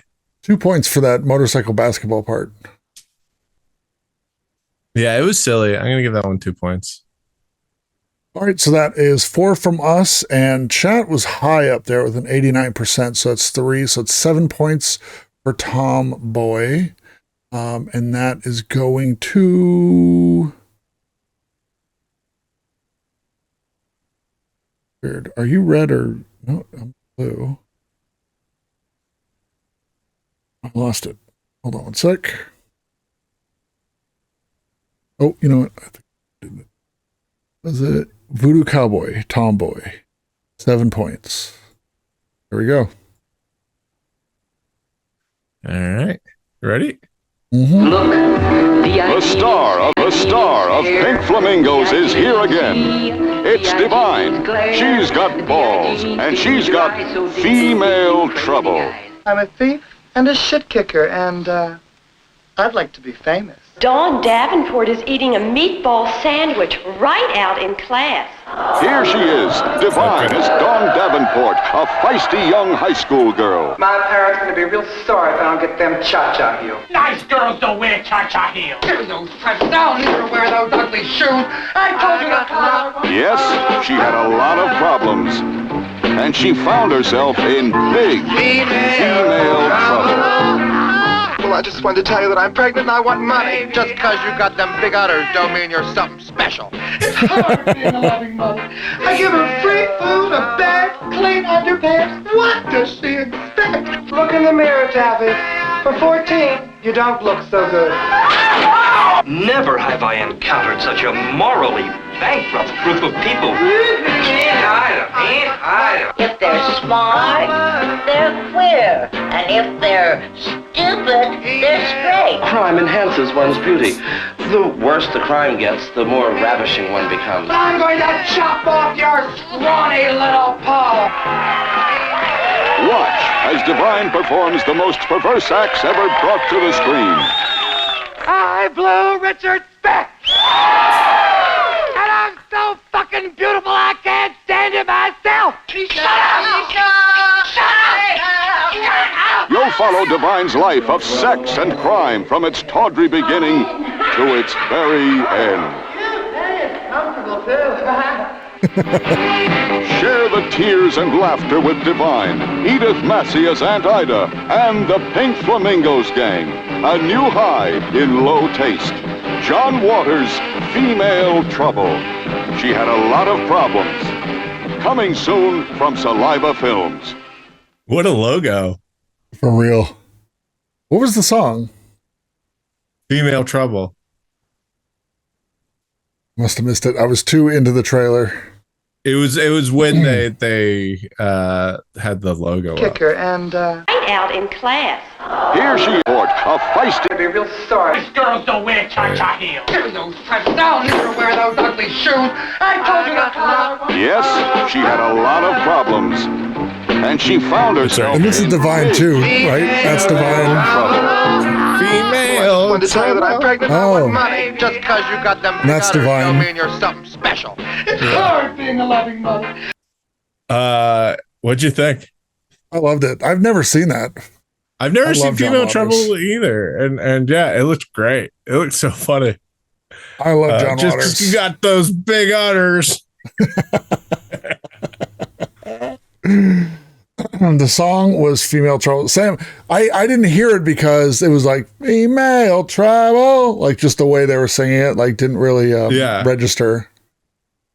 That was, I think, one of the most enticing trailers of the evening, as far as like something you want to see. It looked like genuinely funny. There's like a lot of like funny lines in it, and also the best trailer song we've heard. So like that Female Trouble, it's in like a jam, you know.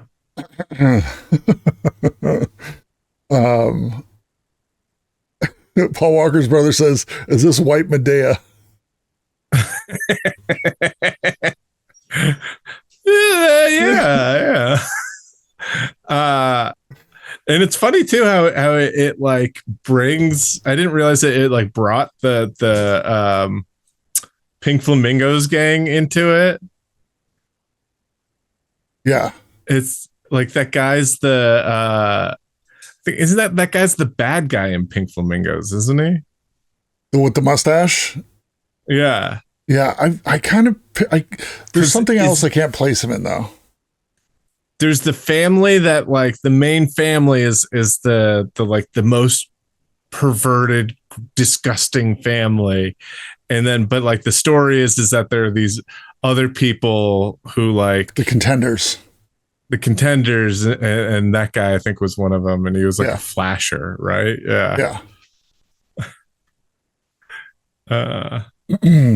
Sam and I met John Waters once in P-Town, and he would tell stories about how, like, when he was like 17, he used to summer in P-Town, and they would break into tourists' cars and steal shit and then sell it to pay rent and buy LSD. But yeah, like it's funny because like he's, you know, like of course tied to Baltimore, but like he also like loves P-Town because he claims like, oh, this is where he like learned to do drugs, because he would summer there and just do tons of drugs. Yeah, it was pretty funny. He was like a regular. He was like a local when we saw him. Like all the local people know him and shit. Yeah, because I think he'd like been summering there since he was a teenager. I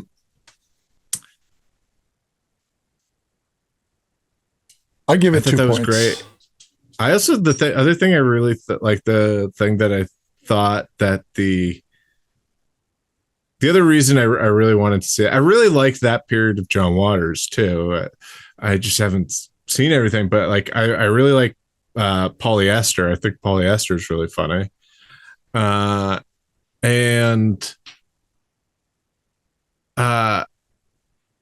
that like Female Trouble looks like a cross between his kind of like Hairspray Crybaby style, definitely, and his like Pink Flamingos kind of style. Was this his second movie? It seems like it. Yeah, I think so. Wait, to P-Town, like Portland, Maine? No, Provincetown. No. Provincetown on Cape Cod is like the flip side of Key West. It's like the gays live in Key West in the winter and P-Town in the summer. The gays. Sounded weird when I said that, right? The gays. Provincetown is a fun, weird place. It was like the only place when we were in high school that you could go and buy. They had like the only head shop. So it was like we'd go out there to buy like one hitters and stuff. But it was funny because the places that were head shops, they would sell like Grateful Dead t-shirts, like concert t-shirts, weed paraphernalia, and sex toys, all in like one shop. Yeah, shop therapy. Oh, yeah. I went there this summer with Emily, and I made sure to buy something at both Shop Therapy and they have a really good Army Navy store. I bought a tie-dye shirt with the universe on it that you might see me watch on some of these streams, and a butterfly knife from the Army Navy store. And it's very the of the zone. Yeah.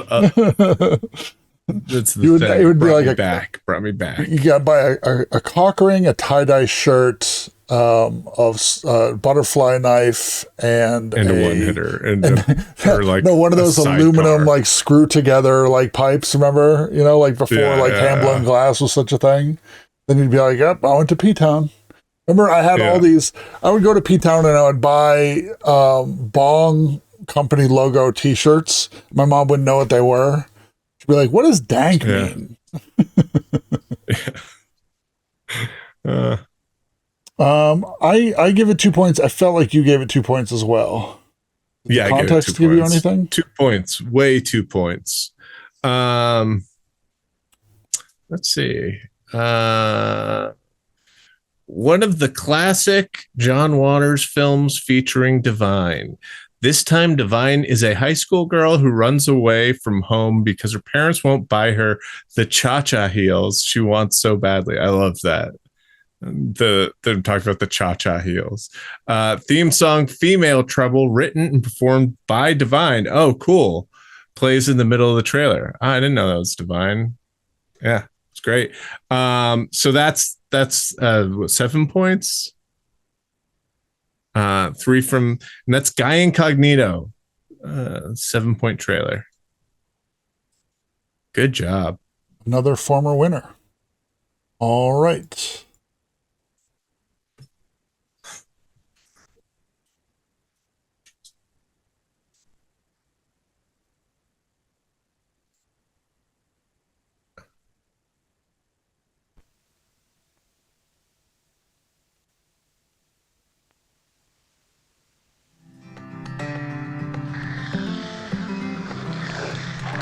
He was told it wasn't safe. Who's there? Some women saw that little AIDS boy down near Peterson's yesterday. He was warned to stay away. My grandmother says you're going to hell.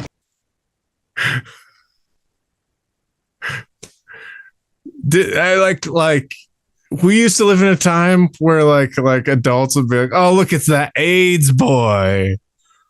I'm sure, but it just seems insane. It just seems, "Oh, look at this. Look at the little cancer boy over here." Like, you have to see that episode of Mr. Belvedere. When the kid has AIDS. Well, my doctor's really smart. Why is it? Yeah, it's like, Wesley, what happened? I thought you were hanging out with this other boy. And they were like, oh, I can't hang out with him. He has AIDS. It's like silent. It's awesome. Let's start from the scratches. Sorry. Yeah. The adult saying, that AIDS boy. It's just so funny. Is it Brad Renfro? He was told it wasn't safe. Who's there? Some women saw that little AIDS boy down near Peterson's yesterday. He was warned to stay away. My grandmother says you're going to hell. Well, my doctor's really smart. He says he has no idea what happens. If your grandmother knows, she must be a genius. She's a clerk at Kmart. But Eric took a chance and risked everything. Jeez, you're a midget. You just keep a safe distance. What's a safe distance? 7 feet. What he found was the best friend he ever had. What's that awful smell? We accidentally stepped in your mother. Get him! Get out of the way! I've never seen anyone look like this before. My mom sure doesn't. These aren't moms, these are women. Just as soon as they find the cure, we're heading out to Baskin Robbins and ordering one of those monster sundaes. It's a good plan. What is it? She's afraid that they might not find a cure in time. Not measles, not chickenpox, AIDS. Come Monday morning, you're going to summer camp. Now, staying together Tomorrow morning, I'm out of here. I just think she'd be really, really worried. means leaving everyone else behind. You and I both know that the only thing that's going to make her happy is when we find a cure. I'll be the navigator and you be treasurer. History is full of very sick people. Navigator and treasurer? Who suddenly, for no reason at all, get better. And when that happens, we call it a miracle. Sometimes I get really scared. Hold on to this while you sleep. And if you wake up and you're scared, you'll say, wait a minute, Eric must be close by. Jurassic Park's Joseph Mazzello and the client's Brad Renfro in a story of two boys who made one summer last a lifetime. The Cure.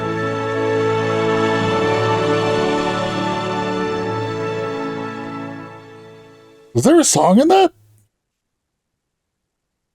I don't. Who's there? Some women saw that little AIDS boy down near Peterson's yesterday. He was warned to stay away. My grandmother says you're going to hell. Well, my doctor's really smart. He says he has no idea what happens. If your grandmother knows, she must be a genius. She's a clerk at Kmart. Was the best friend he ever had. What's that awful smell? What's the context say? Cure. It's a cure for AIDS. Two boys become friends, one of them suffering with AIDS. They embark on a touching journey to hopefully find a cure for him. You can touch my shoe, I'm not far away.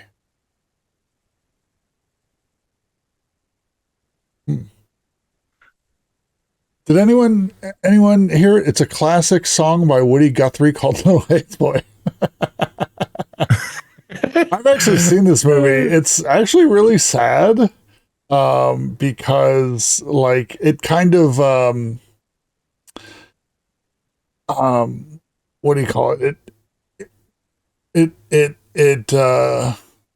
vindicates. I don't think that's the right word. It like proves the mother of Brad Renfro right because he gets AIDS in the end. Wait, Brad Renfro gets AIDS? Yeah, they become blood brothers, and he gets AIDS. He like chooses to get AIDS. No, he didn't know. They didn't know how it works. But they both live though, because they like live long enough that the cocktail kind of becomes invented, in the 2000s. No, in the postscript, in the what do they call that? The epilogue. The epilogue. The next day after they both die, that's when it gets invented. Wow. They live long enough to realize their own mortality. But I don't hear a song. Somebody said it had song. Soon as they find the cure, we're heading. Not measles, not chicken. Staying together. Big treasure. Get really scared. Close by. Story of Boy, Daniel Peterson's. Yeah, I don't know if this counts. There was no lyrics in it at all. Yeah. I don't think we should vote on it. Or should we vote on it? I think we skip. I think we just stop talking about it. Yeah. All right, you're up next. I'm just bummed Thunder out. Bunny. I'm just Thunder thinking about Bunny. kids with AIDS.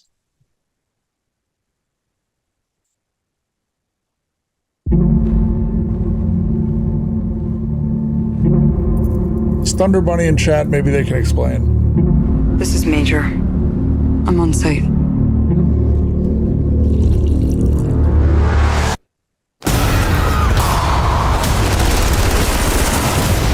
I'm going in.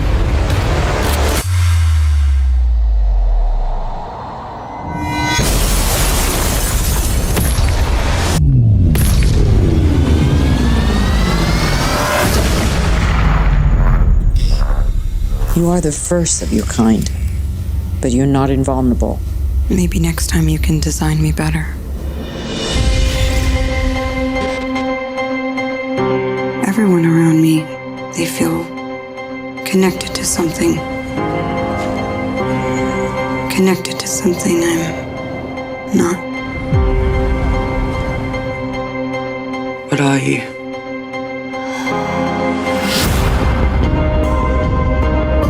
You were dying.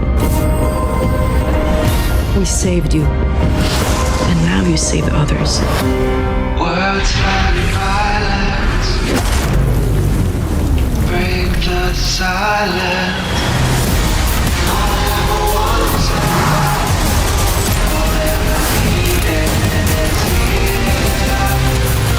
I don't know who to trust. You trust me, right? I know I have a past. I'll find out who I was.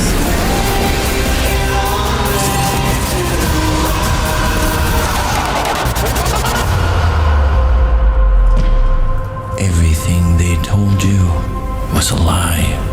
Who are you? They did not save your life. They stole it.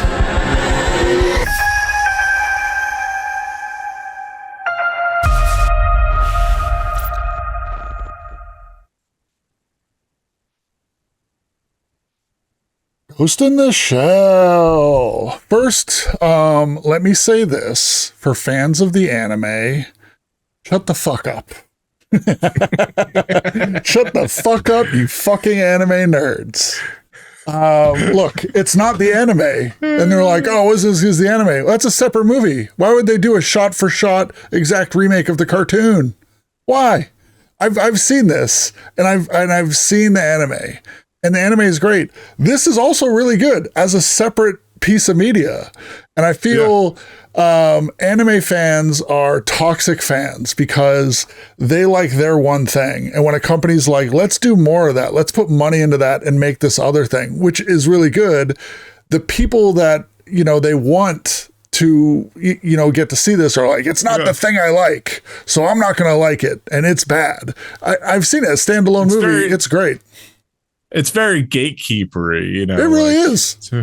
Cowboy Bebop, the live action was fine. It was great. And it's not going to get a second season, but this is a standalone movie. If you haven't seen Ghost in the Shell, the cartoon, this is a great movie. It has a lot of cool effects, a lot of cool action parts. I thought it was great. Yeah. So I think when people are like, "This sucks," it's not the anime. Yeah, it's not. It's a different thing. It's a different thing. I feel like you can't really like hold the two of them together, and it's not going to be the same thing. So shut the fuck up. Diet Aubrey Plaza says, "I just hate ScarJo." I get it. I love her. I think she's. But like, if you want, the reason that I hate her is because she's like so devoid of emotion, and like I see her in a lot of these roles, and it's like, oh, she's just like she's not bringing anything to it. So who's better to play like a robot or an alien in a woman's skin than Scarlett Johansson, Yeah. No. That is a stronger argument for her as an actress in this, because she's not, and I understand the whitewashing stuff, but it's like the future, Blade Runner. Nobody's like, hey, Blade Runner, he wasn't Asian, and again, she's like a robot person in the movie, and her mind or whatever was an Asian person. So it's not like, again, if you're holding on to like the original material and you're like, the robot version of her was Asian and now they made her white, it's a different interpretation of the stuff. I don't think that affects how good the trailer is. I love the trailer's cool. I thought the song was really good. Oh yeah. Are you Depeche yes or Depeche no? I'm Depeche yes. Yeah, Depeche yes. Yeah, I really like Depeche Mode. They're very, very strange, depressed mode. But and that's a great song, and that was a cool cover of it. I am gonna say 2 points. Yeah, that was great. The trailer that's the thing that is what made me go back and watch a movie again, because I was like, man, the trailer looks fucking dope, and everyone says this is really bad. And visually, like, they did a really great, like, it's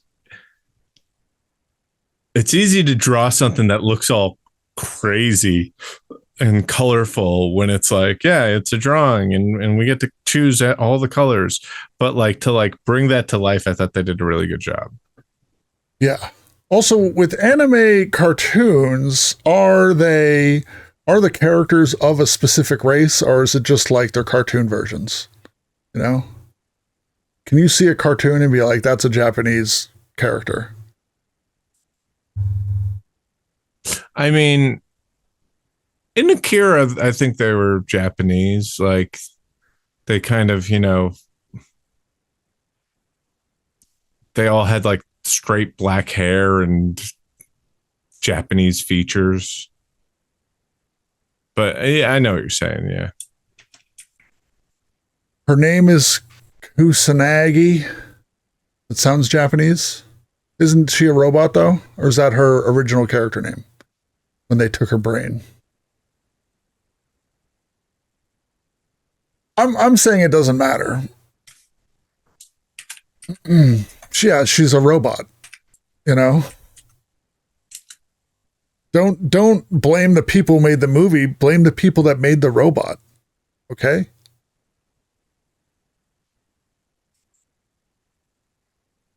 I'm giving it 2 points. Voting 1 because it didn't have little AIDS voice. That's fair. I'm giving it 2 points.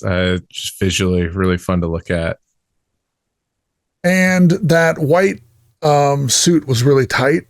You think that was CGI? Maybe. I'm wondering how much of this was CGI. The CGI stuff I thought was really good. Like I thought the special effects in this were amazing. And I thought, you know what they didn't really show too much of? They showed his character, but they didn't show his face. Michael Pitt is in this, and he fucking crushes. Yeah. He is so good in this. I don't think he gets enough credit as an actor, but he was really good in this. Beat Takeshi is in this too. And he's pretty amazing in everything he does. Yeah. And I think he's Asian, right? No, I mean, Beat is not a Japanese name. That's obviously like more of a Western European thing. Yeah, so like maybe in this movie he's playing an Asian character, but I don't think the actor himself is Japanese. Oh,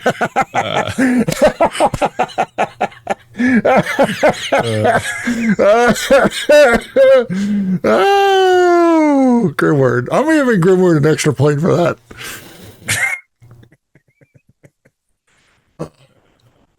Cash mode. All right, so shit.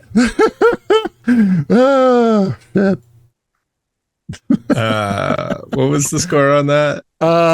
2 from me, 2 from you, 5 from chat, I think. No. 51%, 2 from chat. So that's 6 points.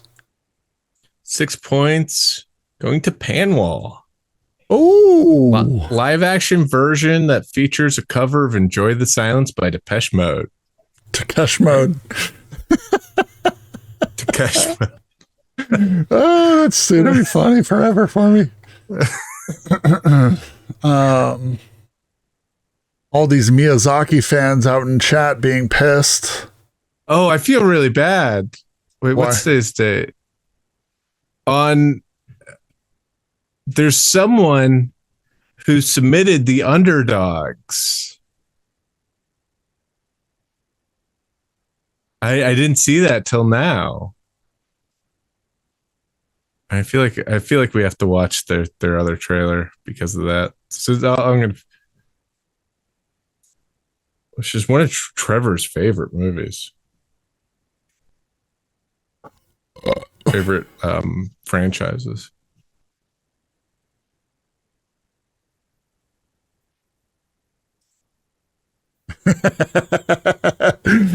Niamix is so angry.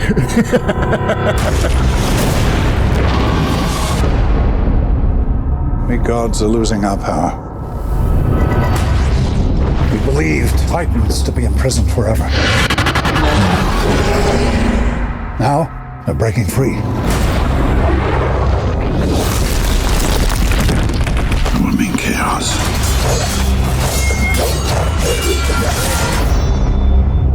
The end of the world.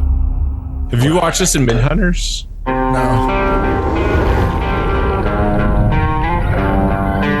Perseus, I need your help. This is for gods, not humans. You will learn this something Avatar? that being half human makes you stronger than a god.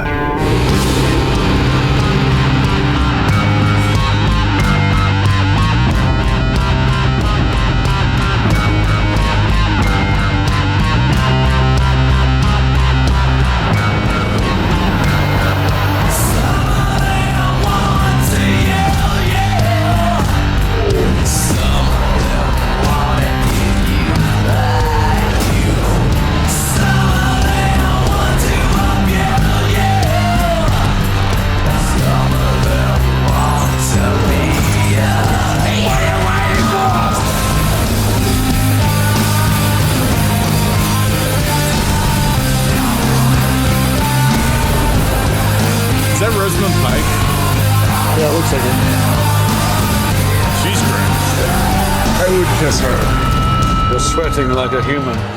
Next, it'll be tears. Not quite.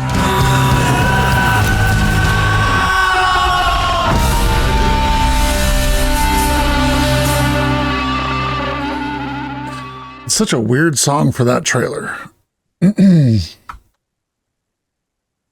Right? Yeah.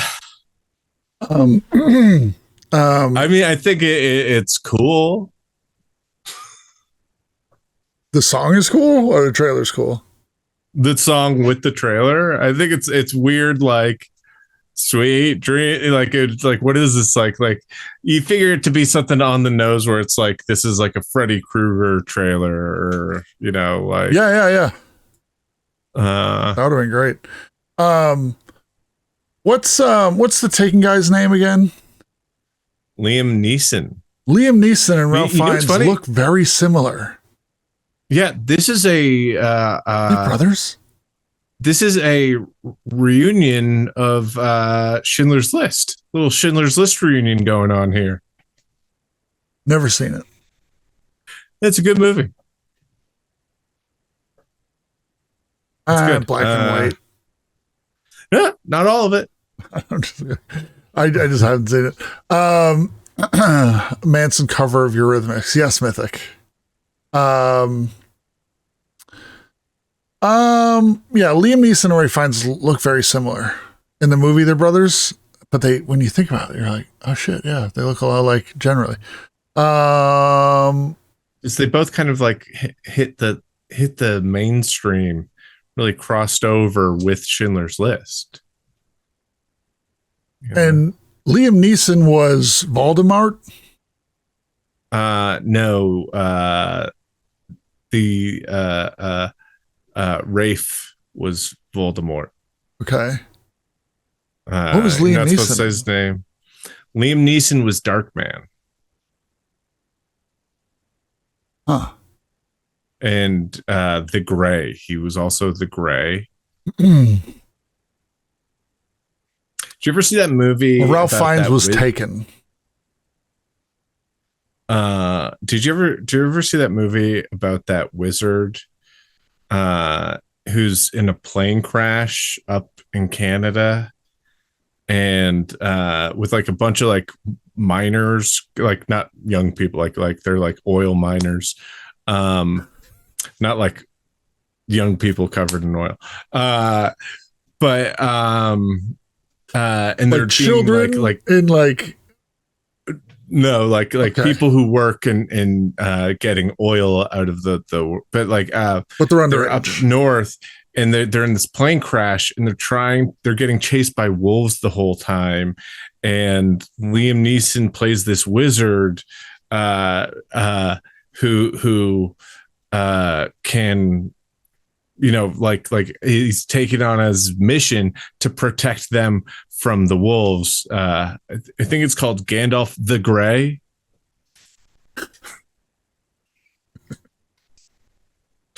That was a long walk. Thank you. That was a long walk. Yeah, long walk. But it was worth it. Was worth it. It was 100% worth it. Ice Road. Fuck, Ice Road was so fun. I remember we watched Ice Road. We were so excited. Sam called Trevor right away. Yeah.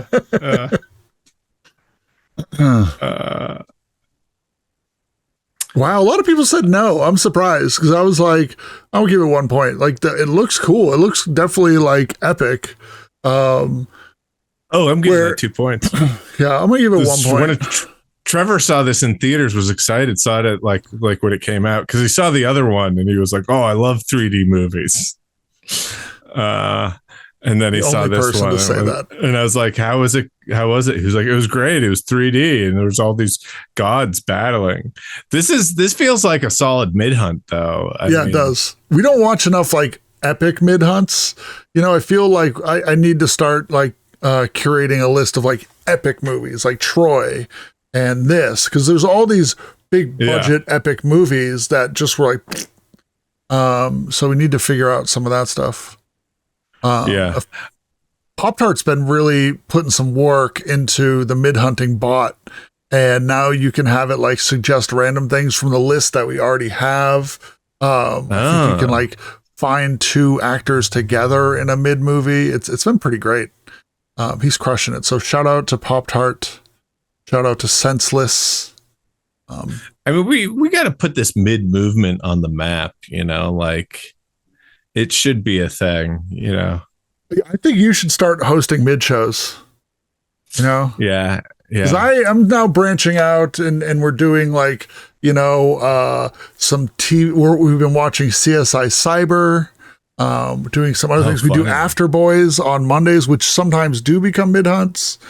Do you know what you should do is watch, you should swap off between CSI Cyber and Scorpio. Or Scorpion? Scorpion? I know that one. It's like a CBS show about a team of hackers. Oh, I'll have to look into it. Pop-Tart says, Sam, please join the hunt. Sam always gets invited. But he's a very busy boy. Yeah. It's just Scorpions. Scorpion is hella mid. Scorpion is a TV show that Abby Sally's mom probably gets into. Oh, we're also never... There's a guy on Scorpion who's like, he's, you'd call him a Nader Sam type. Just like a big fat guy who is like around in the comedy scene out here, and we could probably ask him to do the show and watch Scorpion with us.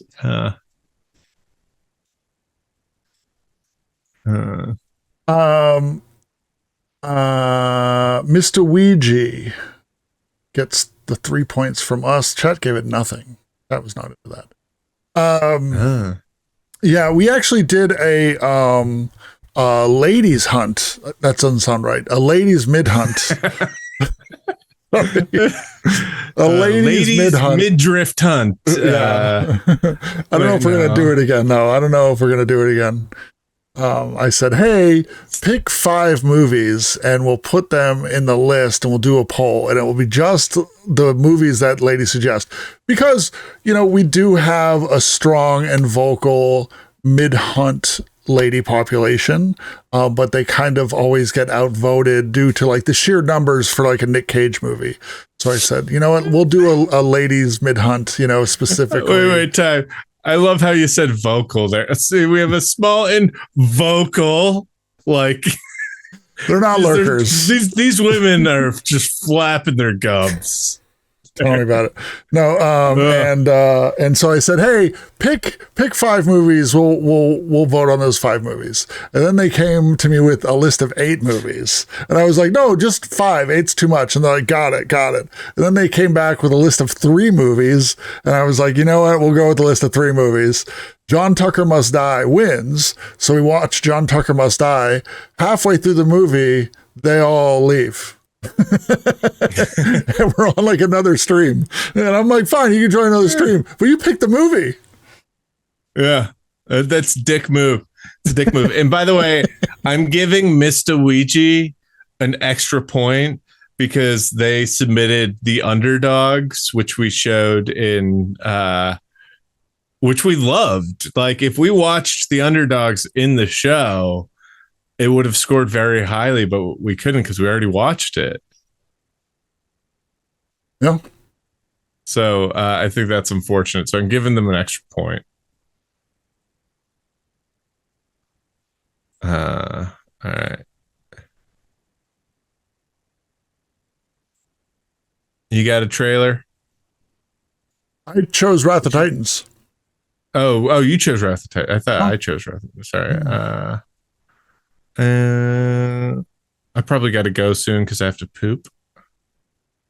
I'll make a correction. Not all of the female identifying population left the stream. We did have a couple of diehards who I appreciate greatly,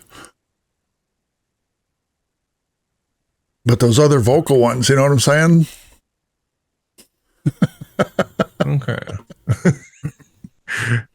Dark Queen Mia was there. Groken de Grey was there. But the vocal minority. For every man who ever wanted to do right by his daughter. Daddy! Who is she? She's going to be your new mother. For every woman who ever longed to become a mother. Drop the bat, let's go! Just let me smash this ball downtown! Warner Brothers has 2 perfect answers.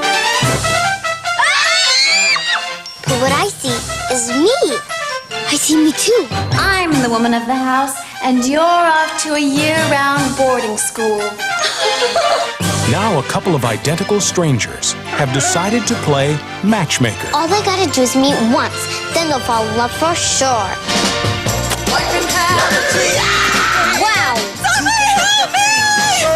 look like a real jerk on a horse. You really should put some iodine on your butt. Cut. Guys like him like girls with food names. Cookie, muffin. They don't marry girls like me. But before they can get them to live happily what a ever catch. We simply mustn't wait another day. To what? To be married! they'll have to ditch the big bad witch. Gum in your hair? This tastes like a balloon. It's snail's mess. Nice. Warner Brothers Family Entertainment invites you to share some food. Oh no, not another horse. And have some fun. Kirstie Alley, Steve Guttenberg, and the Olsen twins, Mary Kate and Ashley. It takes two. Well, ladies, what do you have to say for yourselves? Just take What a romp. Was that not the original song? No, it's the title of the movie. Oh, yeah. Okay. I get it. It takes two. Do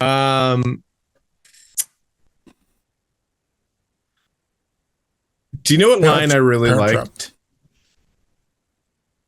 You thought that was the Parent Trap.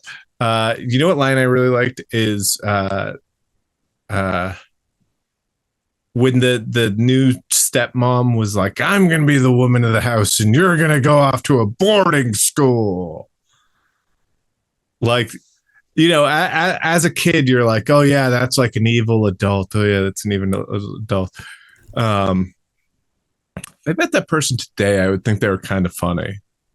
You know, if somebody said that, you're like, killer. Killer, you yelled at that kid hard. Shit, let me get it on video.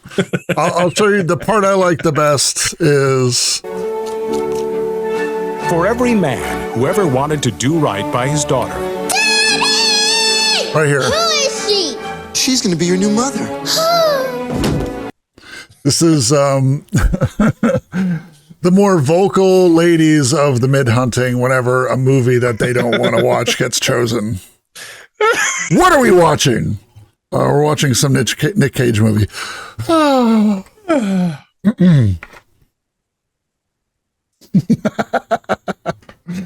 And chat knows I'm fucking right, too. That's so crazy. Wow. Everyone's like, whoa, nailed it. Wow. Stepmoms love getting trapped. I'm gonna give it a 1. I love how over the top it was, but I've been giving out a lot of 2s tonight, and just didn't feel like a 2 to me. I'm gonna give it 1 point. Similar reasons. Mm-hmm. Chat is kind of there with it. A couple seconds more of voting. Holy shit, that's a twofer. That's technically a cover of Blue Danube. I mean, isn't that just the Blue Danube, though? I mean, it's not like there's an original recording, is there? All right. That is 2 points plus 1 point plus 1 point. Yeah, 4 points. 4 points going to who? 4 points going to Greg Online. Greg Online. Thank you, Greg Online. All right.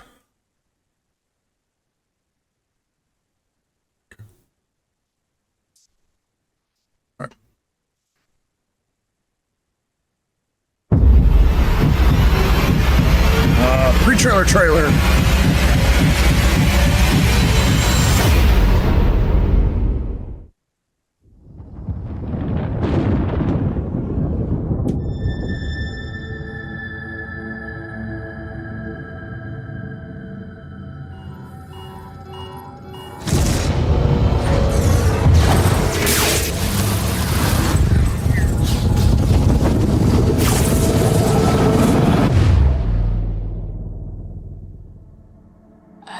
See skies of blue.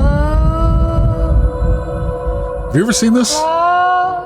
No. This seems up my alley. Bright, blessed Yeah. the dark, sacred night. And I think to myself, Ooh, Ed Harris. Looks like fake Josh Jackson. Who's that guy from the Beatles sing-along movie? And the Across the movie about Universe? the movie, the 21 movie. what a wonderful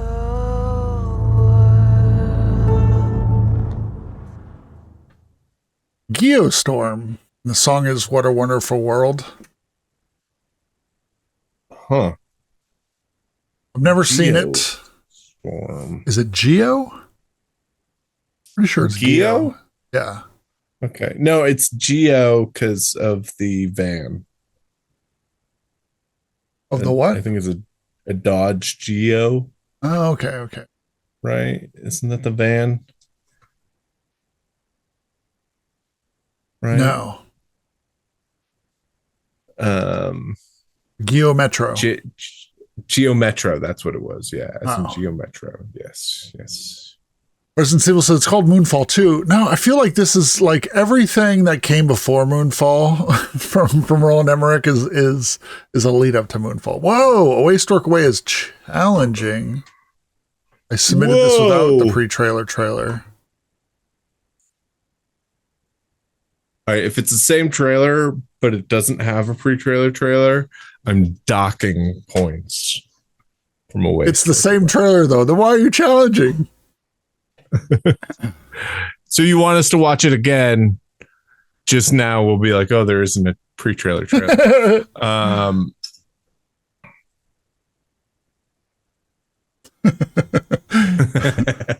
Good one, Grimword. Fun fact: they were originally going to release the film 1 minute at a time on YouTube and call it GeoGuessr. I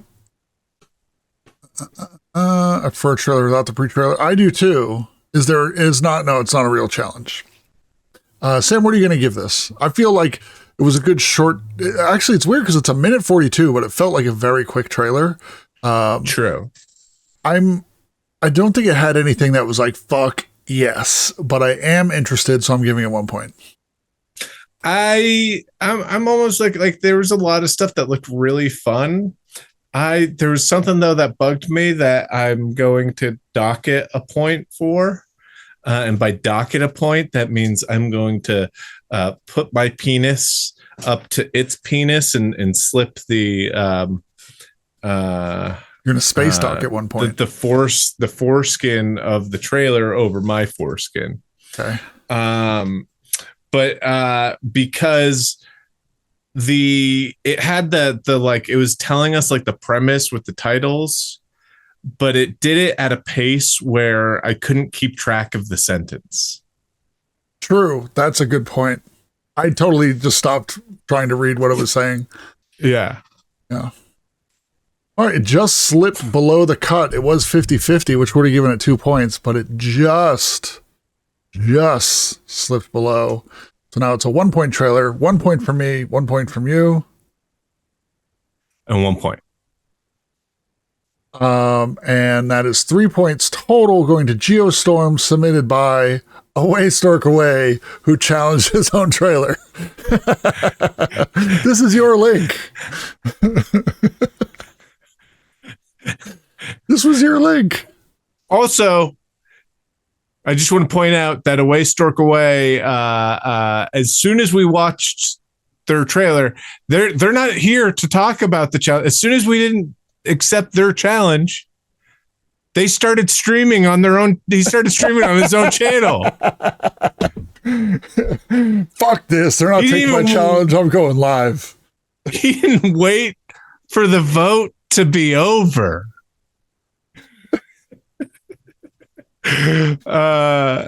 Lydia Petunia voted against Stork. Wow.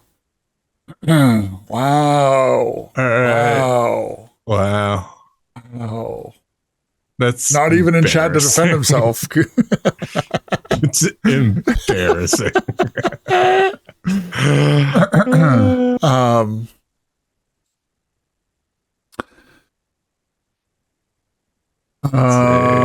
All right. So what should we do? One more each? Yeah, one more each.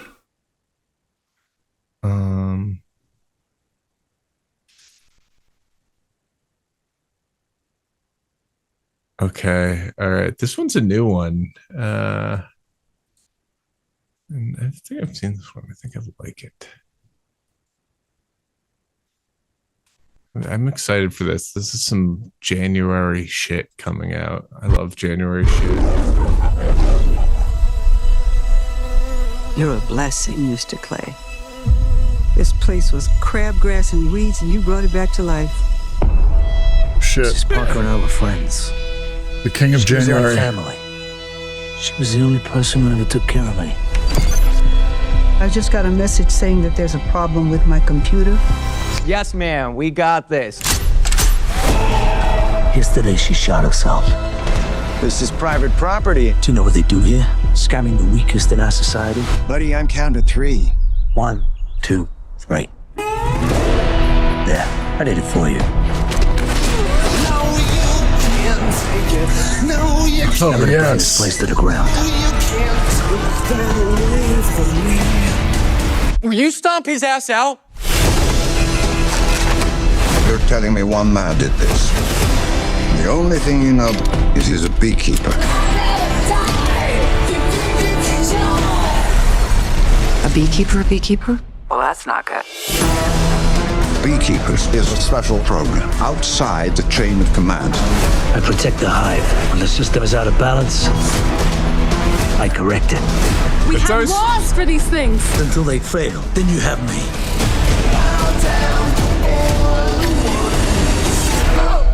My fingers, he cut them off. Oh, what the fuck, bro? Don't move.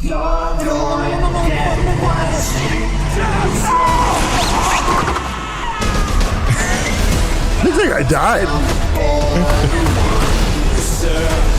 This is much bigger than a little phishing scam.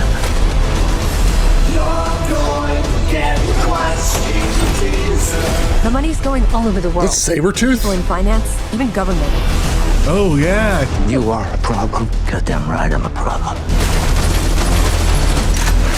No way he's coming here straight through the back entrance. I figured I'd give the firefighters a break. Somebody detain this guy.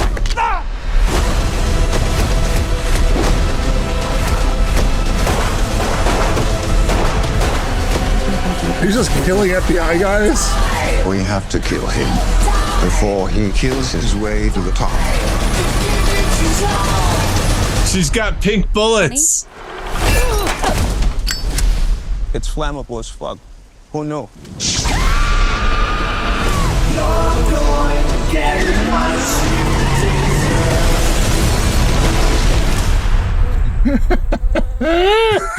Yes.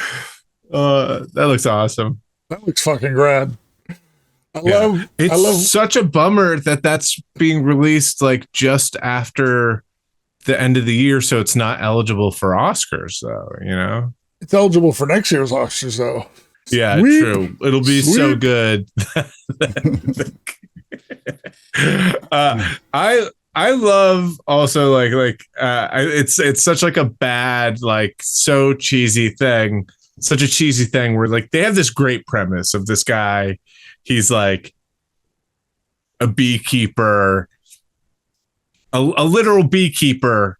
And but he also has this other life as this secret agent. But then they have to go that like that extra mile of like going like, oh no, he's this type of secret agent he is a beekeeper, and their job is to protect the hive. It's like, why? We don't need that. That's exactly my impression of this too, is like they're doing way too much. Like the honey part in the end where they're like, who knew honey was flammable? And I'm like, you don't have to do that. It doesn't have to be honey. You're just really hitting that note really hard. You're just plucking that string over and over again. It's like they had like a really good action movie, and some producer came through and was like, "How do we know he was a beekeeper? Yeah. Like, what does that have to do with this scene? Like, maybe he stings people. Like he'll go bang, biz biz. You got stung by the beekeeper." I guarantee you, when he has to call somebody, he says, "I'll give you a buzz." It's definitely in the movie. Give you a buzz. Do you think there's a point where he wears the beekeeper yes outfit while to fighting? To like protect it, or either hide his identity for a moment, or like or maybe protect him from fire? No doubt. Do you think he carries a knife and he calls it his stinger? Maybe. Do you think he throws a beehive at someone at some point? No, because he has too much respect for the bees. He would never disrespect the bees.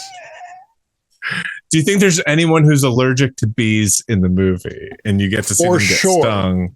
But they don't get stung. He kills them and then says a joke about like he kills somebody and sees their medical alert bracelets and it says they're allergic to bees. And he's goes, like, an EpiPen's not going to stop that sting or something. Exactly. Fucking loved it. That looks awesome. Yeah, I'm psyched.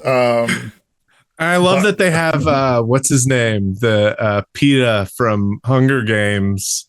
Like the cast is like weirdly stacked, you know, like not like legit stacked, but was Ed Harris in this, or am I thinking of a different one?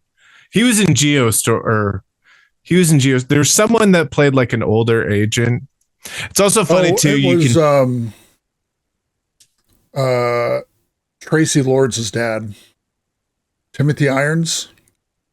Oh, Jeremy Irons. Yeah.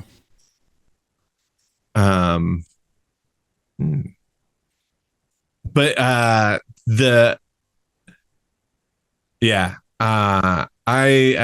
also I really like that there's this, it's based on this whole like weird kind of like fluorescent pink Wolf of Wall Street version of phishing scams. Oh, the guy getting his fingers cut off? Is that what you're? No. I'm pointing to this chat message from Zach Touchdown. Oh, what is it? I'm just swarming up.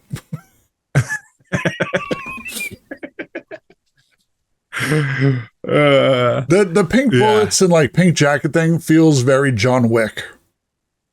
Yeah. But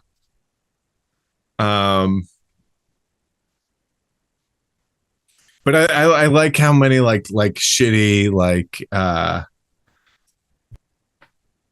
like Wolf of Wall Street bros he has to kill in this. I think that's really funny. 1, 2, 3. Counted to 3. There, did it for you. He kills a lot of people in this. Yeah. In the trailer. I loved it. I'm giving it 2 points, and I'm going to give it my bonus point. Yeah, 2 points. Am I going the wrong way or right way? You're going the right way. Just keep going. Nope, the other way. First.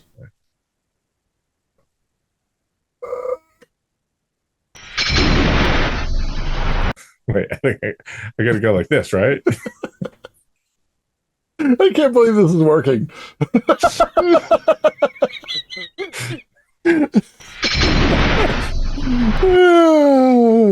So it's 5 points from us. 5 points from us, 3 points from chat. That's an 8-point trailer.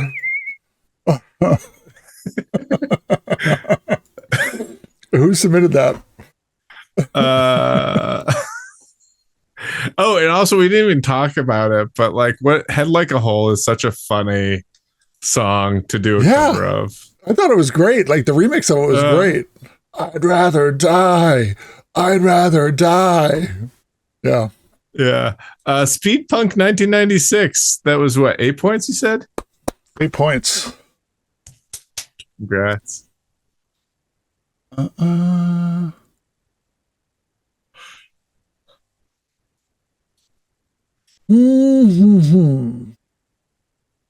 try and hit somebody we haven't hit. Some of you guys, I get, like, I'll see it and be like, oh yeah, I know that. I can think of it. But it's like, maybe a movie I, didn't want to, see. I usually try and find something that maybe I've not seen before. So now, no shade to anybody. Be like, why didn't you pick my trailer? Just, it seemed too, I don't know.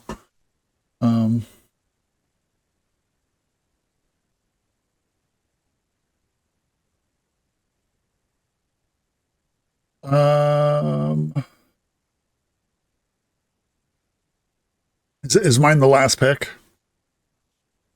Yeah. Did you give wait, never mind, sorry.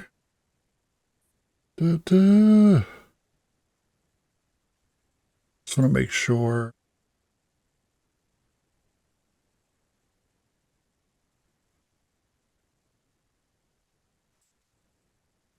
It seems weird. I'm usually going for things I haven't seen or haven't. So, while yes, I love the movie The Craft, and I do love The Smiths, I feel I've seen it and I'm aware of it. But that's the original version of that song. No, it's a cover by Tattoo. Oh. It's great. I've just seen it. Wait, no, I copied the wrong thing. I didn't realize there was a remake of Blair Witch. I did not either.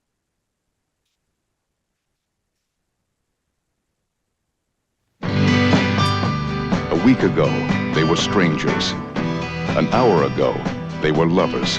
Now, they are targets. Now listen to me.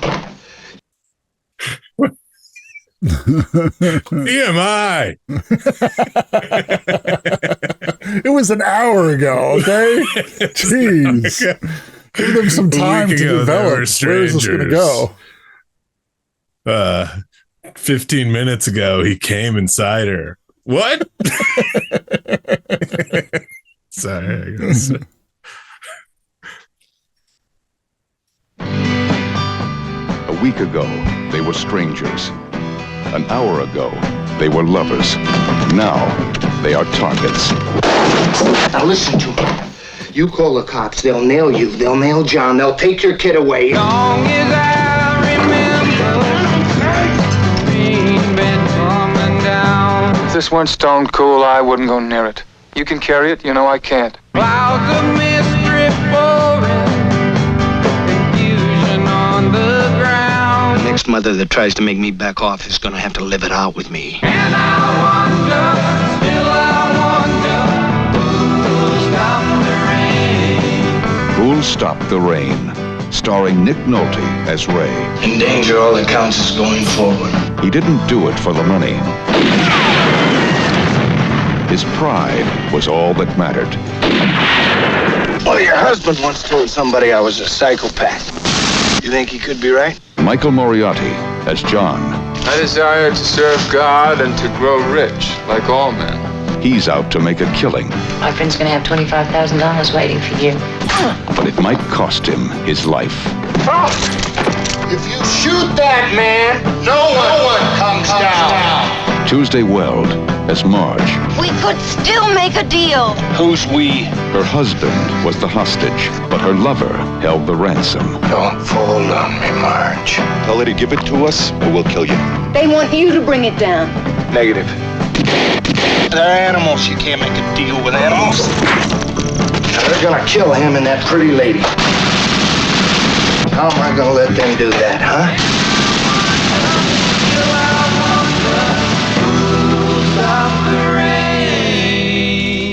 Nick Nolte, Tuesday Weld, Michael Moriarty. He forgot. I got it! I got it all! Who'll Stop the Rain? Looks like He-Man. Yeah. Adam from Eternia. Who'll Stop the Rain is an awful name for that movie, but it's like, they're like, well, we got the rights to the song. We have to link them together. I love the song in the trailer. Everyone went apeshit for Michael Moriarty. I don't recognize him. What is he in? He plays Hitler in Hitler Meets Christ. Let's see.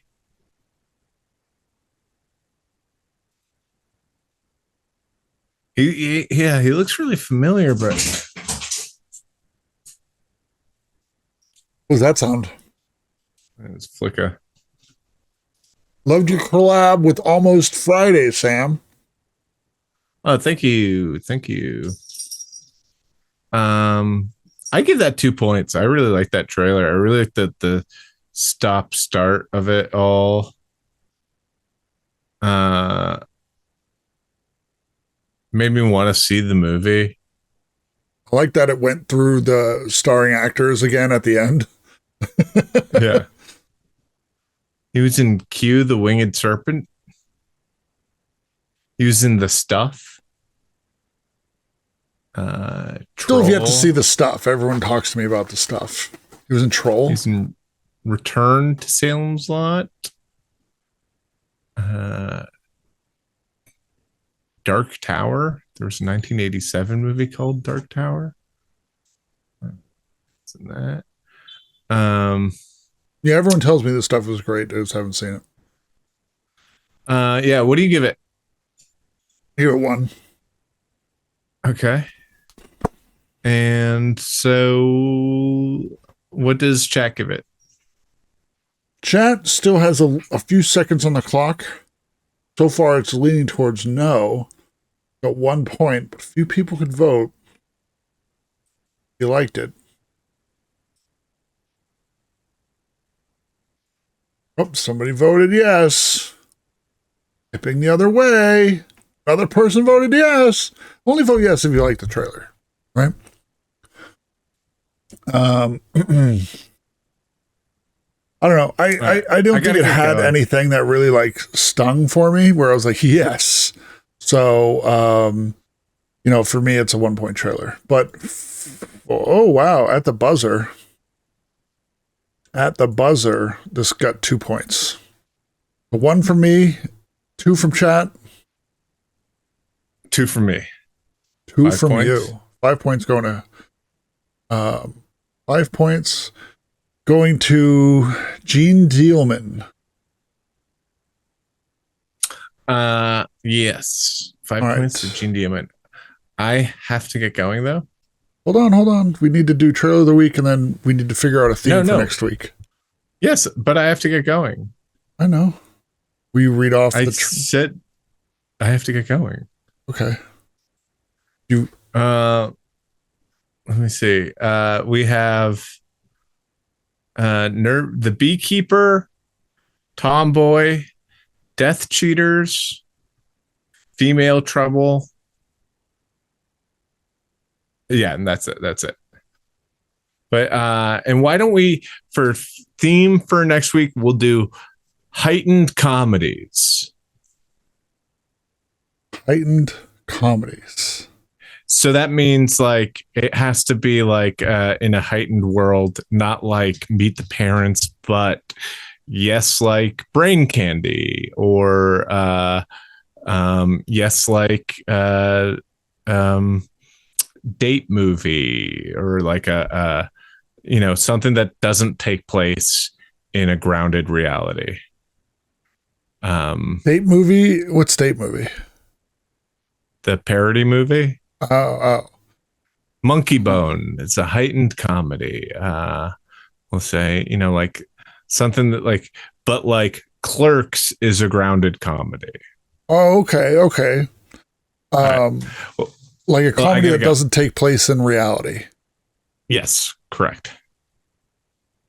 All right. Okay. All right. Yeah. Sam's got to poop, guys. Yes. Love you, man. Love you, bud. Love you, I'll Chad. wrap it up. Comedies that are not grounded in reality. All right. Got it. Yeah. And the example would be Monkey Bone. And what was the other one Sam said? date movie, Brain Candy. Brain Candy. All right, cool. All right, Sam, goodbye.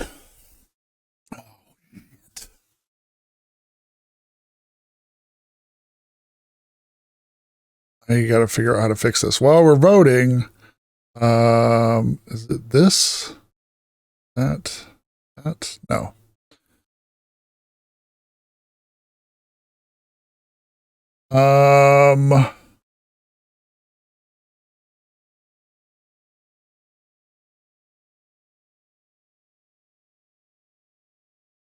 Hold on, I'll fix this. Wait, no. How do I fix? Yes. So comedies, you don't have to keep naming them out. You're just giving people stuff. Post Trailer Boys stream. Well, After Boys tomorrow on my channel. Is this it? Is this the right button? Hey, it kind of works. I think. Why am I gray?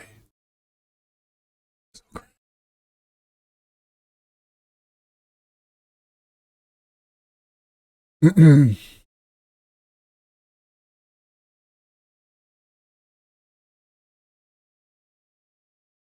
right, found me, guys. All right, so not grounded in reality. Try to, if you have questions about this, feel free to post on the Reddit, and somebody could probably give more details. Then, is Home Alone a comedy? Yeah. But Home Alone feels reality. It feels like it's grounded in reality, right? I guess it's a far-fetched premise, but it's not like a comedy like Monkey Bone where he goes into like this cartoon world, right? I don't know. I'm also not the guy. This is why I need Sam to do these things. I'm never good at these.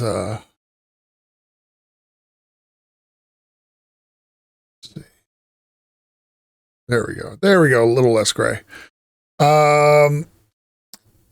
Absurdist stuff, I guess. Slider Looney Tunes physics, but definitely real.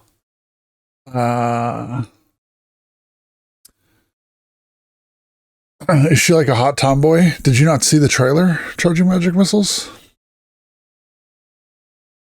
Call Sam after he's finished shitting. I don't know. He had to go. He had that was an emergency.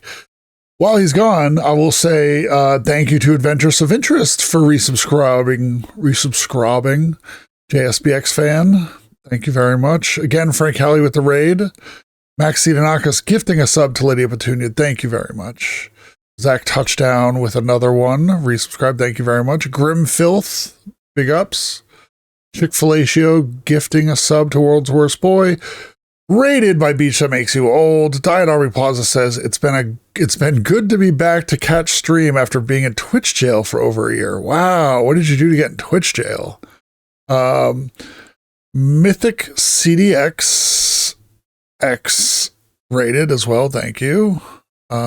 This is my name 710 subscribe. Thank you very much. Paul Walker's brother, 2 years of subscribing, many more of watching. Thank you very much. Cheddar Goblin also resubscribed for 38 months. Thank you very much, everybody. We do appreciate it. Obviously, any money from your subscriptions goes towards the making of Mars, which is made, but there are still debts to be paid and all that jazz. So all that money from subscriptions goes through that. And then, if you want to watch the After Boys tomorrow night, we'll put up a poll of something. I think we have a few good options from tonight, and maybe some stuff from weeks before. And that's on my channel, Nate Blackest. And that money from subscriptions does not go to the Whitest Kids. That goes to me. And I probably am irresponsible with it. I'm trying to look at something I bought that was stupid, but I don't have anything. I make stickers. There we go. I take that money and I make stickers, and then I sell the stickers. All right. Oh, Grimword. Thank you very much. It's weird. Grimword gifting a sub to digging them up. Sometimes it doesn't show up. Like the last thing I see is Adventurous of Interest. So I don't know why that one didn't pop up for it. Grimword gifting another sub. Oh, wow. Many thanks. Many thanks. Looking for all my money. Yes. Are there new stickers? There are, but I need one more. I just haven't really had time. I have 4 in a pack, and I want one more to make another pack. But then you'll be able to buy them individually too. Picking up anything around you, it's all dumb crap. No, yeah, I'm like, what when I buy? Oh, you guys want to see what I got Sam's son for Christmas?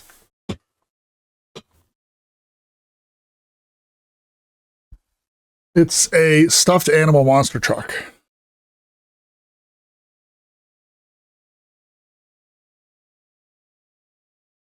How cool is that?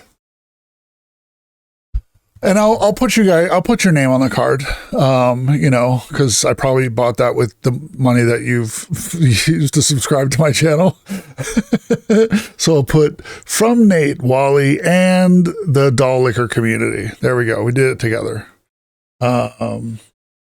Also, there's something else I've been working on that's not a sticker, but I may make it for purchase, but I don't want to tell. We'll talk about it later when it gets there. Anyway, let's end the show. Who should we raid? What did I get you? This, some of this, that, all that. You know what? You can't even get Bigfoot, Paul Walker's brother. I know, like, that's what I was like, oh, it'll be like the sketch. Bigfoot had some odd, like, contract dispute. And now, like, the only Bigfoot merchandise you can get is, like, stuff that people have made or, like, vintage shit. So it's super hard. I was like, maybe I'll get one commissioned. And I was like, no, it's dumb. Later, Phantom Spaceman. You can get a die-cast. I think it might be too little for die-cast. Who should we raid, everybody? Let's see who won. The Beekeeper won. Wow. The Beekeeper won. Just really quick, see who chose the Beekeeper. That was Speedpunk. Speedpunk popping off. I will update the Misery Loves website tomorrow. I can't do it tonight, so make sure you don't submit until you see the titles changed on the website.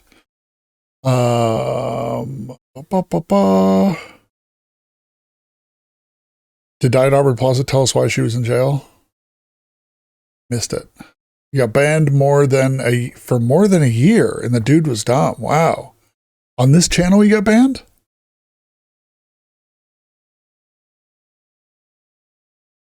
How have you been banned for more than a year? Because you've been in my channel. You fought a Nazi in the comment section on someone else's stream. Huh. Oh. All right. Did you see your description for the trailer? I think Sam read it. Did he not? This movie is just Jason Statham. I think that's how you pronounce his last name. Running around, beating up people again. Also, they got terrible remix of Head Like a Hole by 9 Inch Nails in the trailer. I loved the remix. So... to each his own. Who are we rating? Somebody call it out.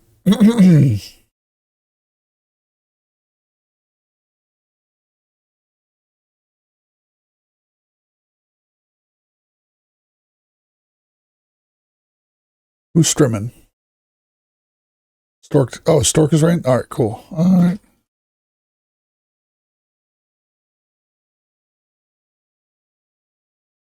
All right. Carl DeLinden. Oh, we're already raiding Stork. You didn't say it. Or are we not raiding Stork? It disappeared. Hold on.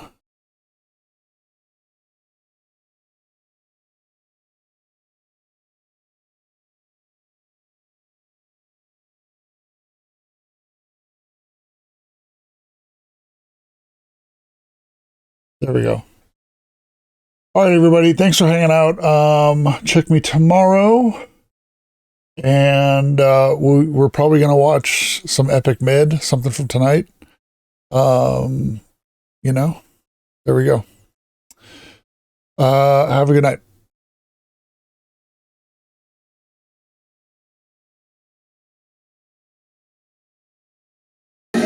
do